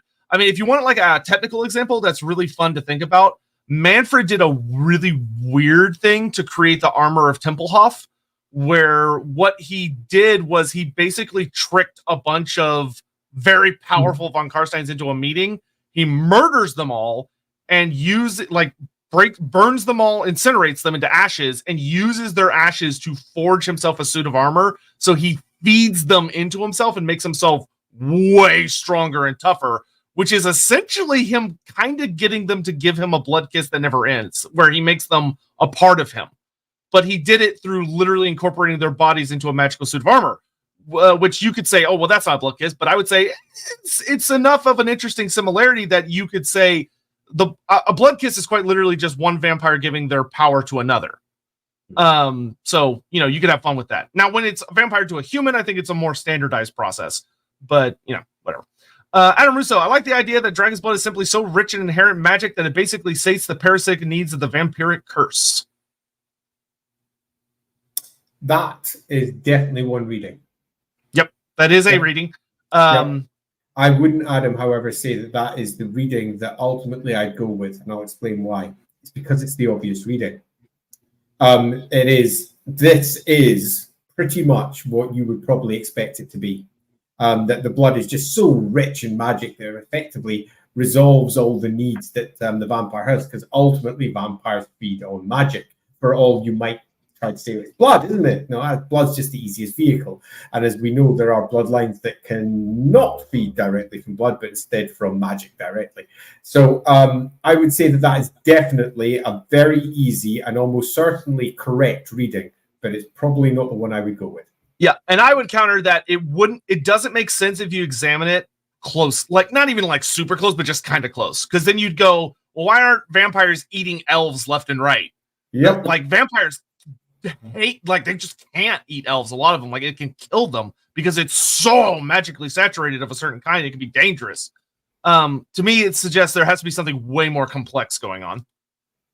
Nightbringer, thank you for all the very generous super chats, my dude. Today. Maybe this is a bad idea, but I think having the surviving vampire masters come together in the end times fight together against chaos with all the bickering that would have been hilarious. Agreed. It's not that. It's not a bad idea. It's what should have happened. Is It all should of have them coming happened. back. It's not a bad idea in the slightest. That would have been awesome. Yeah, Indeed, 100% should have happened. I mean, they sort of did that with Manfred, I suppose. Yeah, they played around with it, but as me and Andy have addressed, they missed a lot of pretty much every shot they took. Yeah. But yeah, like the idea that there wouldn't have been a scene where like Neferata's like, oh shit, the end times are happening, and she uses her spies to basically summon all of the vampire masters, and they have to get together. And you have this room where it's like, it's not only that it's just, oh, it's Neferata, and she can't even have the luxury of like meeting with her old council because some of them are dead, so they've been inherited by younger ones. So it's like she doesn't get to deal with Zora, and she has to deal with Zacharias, who's a whole different can of worms. Same thing with the Strigoi. Like, who's going to represent the Strigoi line? And you could have like a really fun storyline with that. Awesome Line Saurus. Awesome Shreen, can you guys use your power to make Gates Workshop make the Ulrika books into audiobooks? Also, no. Our grand power over GW. Very well known that. Yeah. So well known. Hopefully they get adapted on there. Maybe they'll do it after they finish Go Trick and Felix. Sotek, I'm going to be in Dallas a week from today. My fancy steak dinner. You do get me through my weekly 700-mile drive. Weekly 700-mile drive. Jesus Christ! Holy crap! Sticks Trash Dragon Gaming. That sounds a lot of driving. Horrible. Sorry you have to deal with that. That is so much fucking driving. I love this stream. Well, thank you. I'm glad you appreciate it. I will respectfully decline. I would suggest you have a good time with yourself in Dallas. Do whatever you're doing. I might do like some in-person events at some point, but I'm busy to put it very, very bluntly. And I don't know. I don't tend to go out all that crazy much. But thank you though. I do really appreciate it. And I hope you find Dallas to be super duper fun and enjoyable. The blood person, don't know if this has been asked, but how do the Lahmians handle male members of their bloodline? So yeah, I will. Yeah, I think this is worth tackling very briefly. Of that, when it comes to the Sisterhood, they don't like them. They're not allowed. Like flat out, men are not allowed in the Sisterhood. Period. Male Lahmians are not welcome by Neferata. She considers them aberrations, and they happen because someone goes rogue. I'm going to deny that actually. I'm curious where you go with it. Yeah, no, that's not actually correct. I just but my denial is not very strong. My denial is this. There are male Lahmians. There are not many. Yes. The majority of the male Lahmians are from other Lahmians who perhaps shouldn't have but did. But not all. Every once in a while, a male potential Lahmian proves himself to be extraordinary. And they go, you know what? It would be foolish of us not to take this individual in.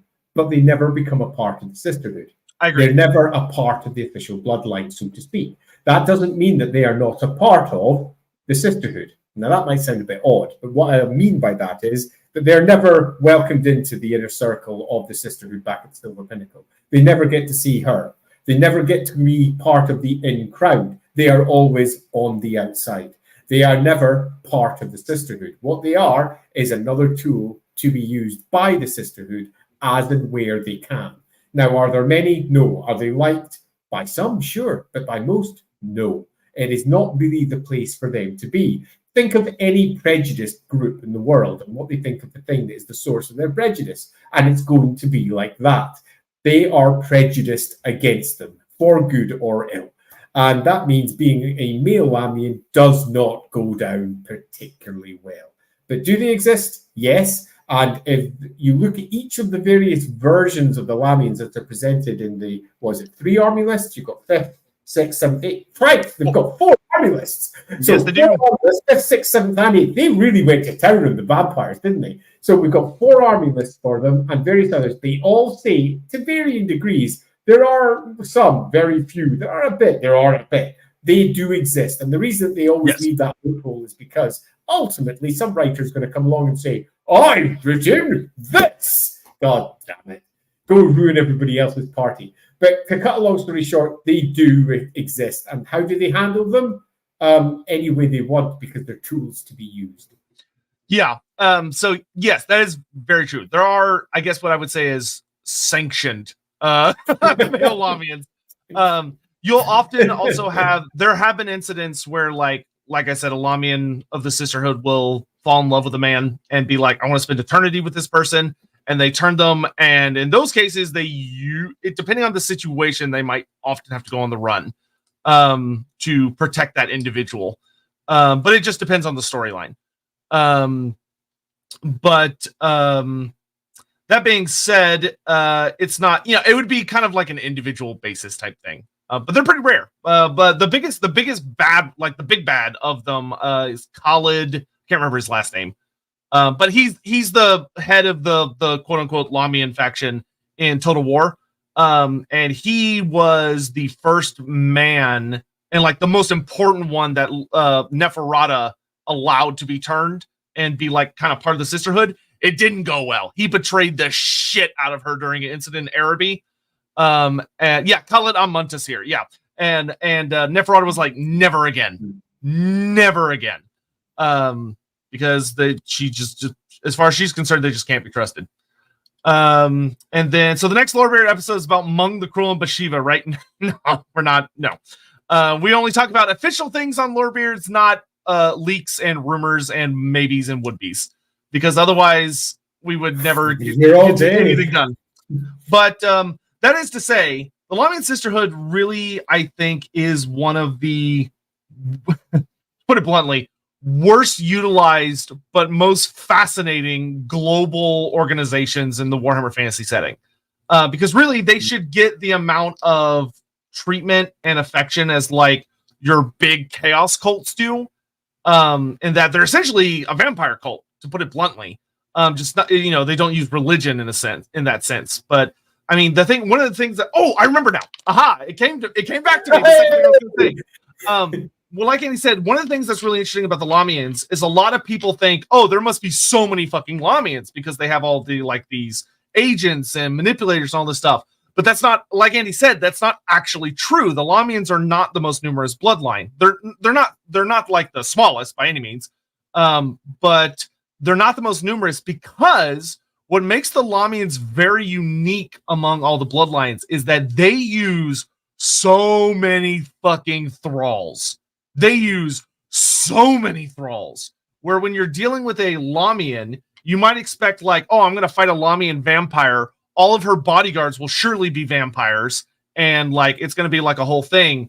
And the answer is actually going to be no. More than likely, it's going to be men and women that she is like fed on and she's hypnotized. But in many cases, they're not even hypnotized anymore. They've just that feeding by Lahmians is often described as like a genuine euphoric experience, like orgasmic. In that it's like the height, like they beg their mistresses to feed on them. And if you try to attack a Lahmian, you'll have to be fighting against a group of nobles, knights, of various who are often incredibly skilled because they were picked for a reason, and they will guard their Lahmian mistress with their lives. Like they will do anything to save them, to please them, which is really unique compared to the other bloodlines. The other bloodlines do not do that shit. They really, really don't, except for like really exceptional circumstances. Where like the von Karsteins have very little patience for humans and treat them completely and utterly as cattle. And if they want underlings, they're probably going to be other vampires. Von Karsteins have so many fucking vampires. Von Karsteins proliferate like crazy. Yeah. But Lahmians are very selective. They're very, very selective about who they turn. They're not quite as stingy as like the Necrocs are. But like they are picky when it comes to who they're going to turn. And it's a personal decision. It's not something done on a whim, like you'll see with the von Karsteins, the Blood Dragons, or the Strigoi. But they rely much, much, much more heavily on humans than you would genuinely think. Where, like, if you were fighting a Lahmian army, a lot of the times it's not going to be like a standard vampire army. It's probably going to be more like a standard human army that has a vampire lurking within it.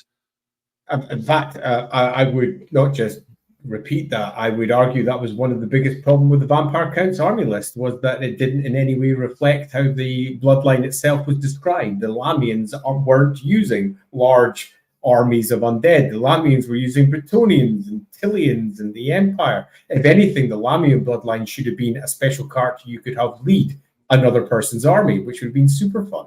As a different way of expressing how those characters could be used. So an undead army that's actually not one, that would be super cool. A very different way of doing it. So you have your Lahmian character sitting in an Empire army or some equivalent. And I basically, everything just said there, agree with entirely. The Lahmians do not work through their great undead cohorts. They work through people. They are at the heart of a network of information, and information is reliant upon words, communication, and social networks. And they build themselves a protective network within that is built of people who support the Lahmian at hand. And that isn't a bunch of undead guards doing undead guard things. That is people who look after the Lahmian, who protect the Lahmian, who believe in the Lahmian. And the reason that Lahmian also often comes hand in hand with love and deep feelings is because that is what they want and need and elicit in others to do their work. They are ultimately spies, and that means that they have to work on building their assets. Yep. Sorry, I missed this one earlier. Still loading. So, do the Lahmians have a proclivity for Coven Thrones? They do. So for those that aren't aware, Coven Thrones were a new unit introduced in 8th edition, so last edition of Warhammer Fantasy. And it was like the other way you could build the Mortis Engine kit, where it's this giant fucking huge throne with like it's got like it's basically like a full living room that has been mobilized by spirits carrying it into battle. It's a fascinating piece, and it was in the text for it. It's literally described as this is a Lahmian mount. If you want to have a Lahmian vampire, slap him on this. And what was really fun about it was that it really gave the idea of like, what if we made like a really over the top, goofy, fun thing of if a Lahmian was like super pissed and decided to go all out into battle, what would they ride? Like, you wouldn't see them riding a zombie dragon or anything like that. Like, that'd be weird. And so they went with the Coven Throne, which is fucking brilliant. To be fair,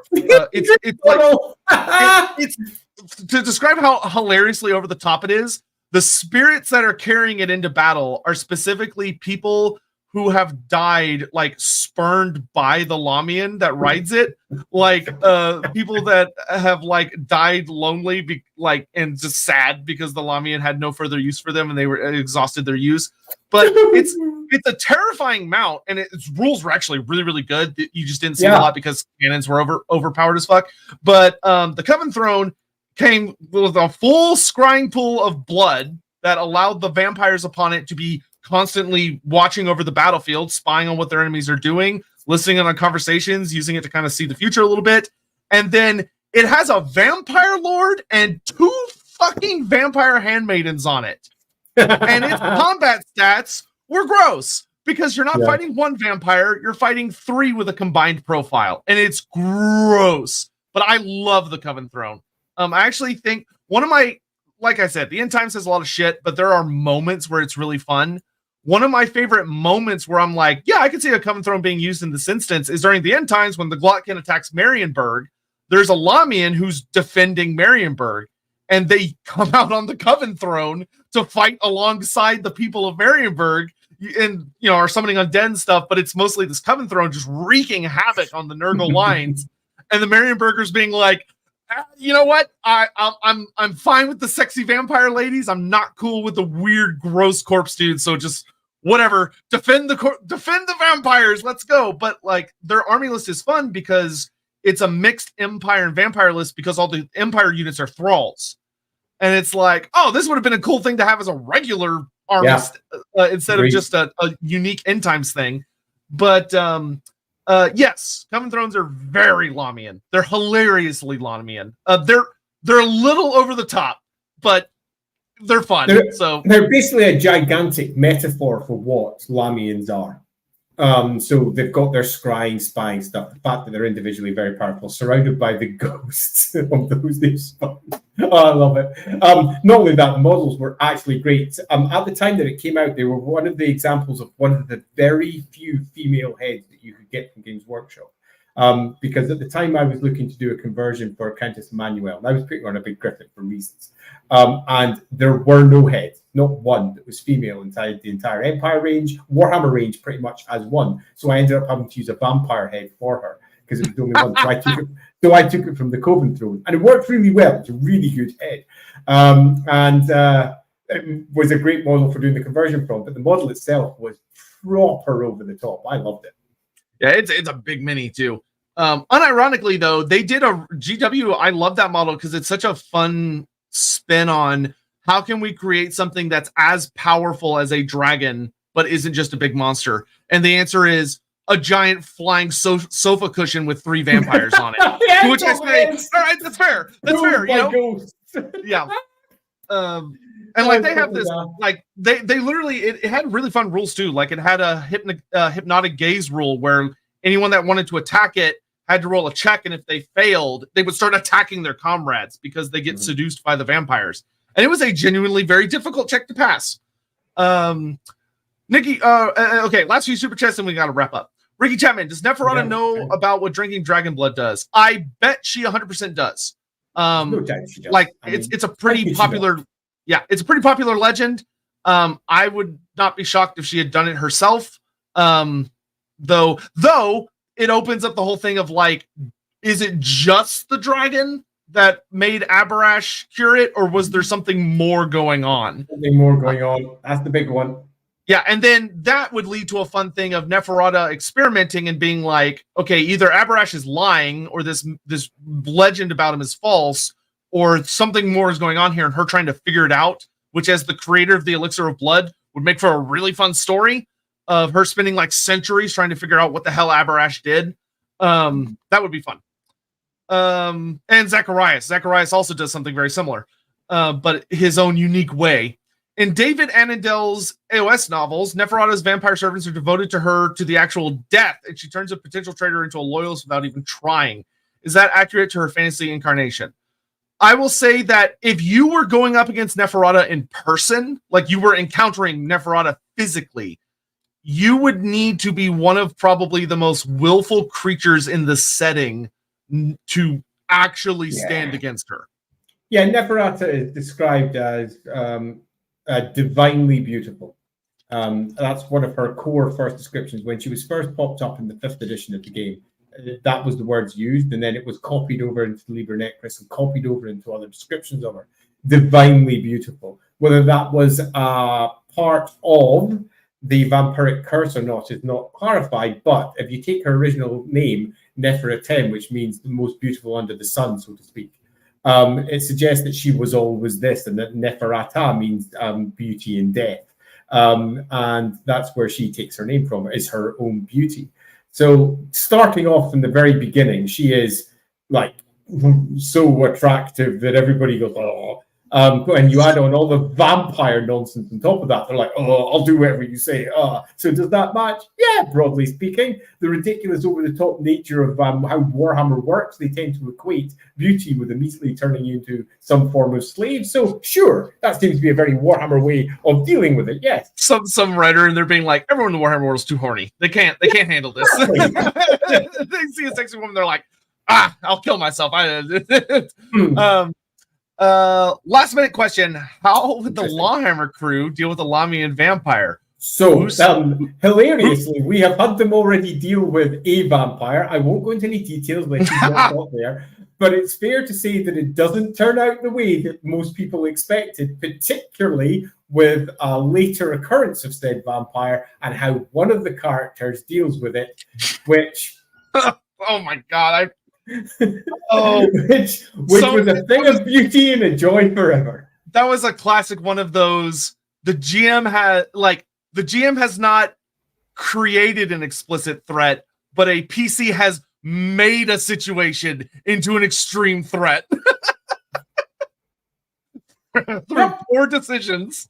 That was fun. Gosh, that being said, Yeah, I would be willing to bet money that there is already a secret Lahmian influence character in LAWhammer that we just don't know about yet, which I'm sure Andy will neither confirm nor deny. Don't know what you're talking about. But with that, Andy, do you have any wrap-up thoughts as we're coming to the end here? Yeah, the Lahmians are great. They are great because they are a rare example of the Warhammer world moving beyond the standard tropes that they drew from. The standard tropes for the vampires are your Dracula myth being repeated again and again and again in a variety of different ways. Our Karsteins are a pretty good example of this, where we are moving beyond that into something a little bit more complicated, a little bit more shades of grey rather than the black and white that Warhammer often leans into. What I particularly like about them, though, is that they are not just a different version of how vampires can express. They have a purpose, and a purpose that's kept relatively secretive. They maintained the whole concept of the vampire counts, which was the aristocracy of the night, so to speak. The aristocracy of the night that started in Nehekara, right at the very beginning, and the aristocracy that came from there to lead in different parts of the world. And to see what the Lahmians come from this, which is effectively one gigantic spy network that's working towards Neferata's final goal, is fascinating, not simply because of what it is, but because of why it is. And I think that's the big unanswered question, because the rulebooks, as they're described, generally have the Lahmians doing it for one reason only: to return Neferata to Lahmia. But she could go any time. She has an unexpected amount of wealth. She has control over courts across the world in a variety of ways that have been explicitly stated multiple times in the setting. So we have a very obvious conclusion to draw from that, and that's that the Lahmians are doing something else. Neferata, yes, she may want to take control of her old court and return herself to that, but that's clearly not what she's actually doing, because she's living that life already in the Silver Pinnacle. She's already got it. She's already attracted everything she wants there. It feels very much like it's something that has been thrown out there as the Lahmian, of course this is what we're doing, while in truth they're doing something else. That leaves us going, well, what are they doing? And I think answering that either for our individual games out there, if you want to build a lovely Lahmian story for Silver Pinnacle, is great. Or alternatively, for a future writer to pick up and go, you know what, we could do this with it. We gave one suggestion for what that might be. They might be working towards trying to avert the end times. That's a classic one, because they are, after all, material creatures. They are vampires. They are antithetical to the gods. It's an obvious one, but it doesn't mean it's the only thing that she might be doing. It could be any of a variety of other things too. And the fact that there's a central mystery tied to what is a faction that is surprisingly powerful and capable is in and of itself is fascinating. And I think something that makes the entire bloodline unique in terms of what Warhammer offers, and certainly interesting for those of us who want to use them in our games in a way that might not be initially expected. Or alternatively, you can just go with swirling your big cloak, getting yourself a gigantic hairstyle, cackling a lot, jumping yourself on a couch, and flying off pulled by ghosts, because they also make big, cackling bad guys as good as anyone else. But you tend to find, if you look deep into the lore, they are much, much more than that alone. Yep. And I will say that I think, honestly, I'm really glad that of the 5 potential bloodlines we could have done for Lorebeards, we started with the Lahmians. I think they actually make one of the better starting points. Because they provide a lot of really interesting exceptions that play well off of others when we explore those in the future. But hopefully you all enjoyed the stream. Lahmian Sisterhood is always extremely fun to talk about. I genuinely feel very strongly it is a grossly underutilized thing that should be used in the writing, whether you're really, regardless of what version of it, whether it's a video game or like a role play game or just the background of the lore. Lahmians, like, you should pretty much have their hand in every pie, and can use them all over the place, and a lot of people just don't, which is sad. Or at the very least, a Lahmian who is providing information, who is mixing things up, who is working towards an end goal of some sort. It doesn't need to be something that is the Lahmian controls this court. It's nothing more than the Lahmian is in that area doing things. Yeah. And someone out there, please convince GW to do a Black Library book of like Tzeentch and Lahmians having a back and forth in a city for like thousands of years. That would be super fun. All right. And with that, we are done for this week. Just a reminder that the vote for next week will be on my channel. So we will figure that out here in just a little bit. And that should be a good time. Also, be sure to join us on Wednesday, which is in 2 days at 6 p.m. CST, midnight BST for the Slanesh Brother of Tamarkon stream, which is going to be really, really fun. And yeah, thanks for watching. I think we're all good, and we'll talk to you all next time. Later. Bye. Say bye to the bad mic. Jesus.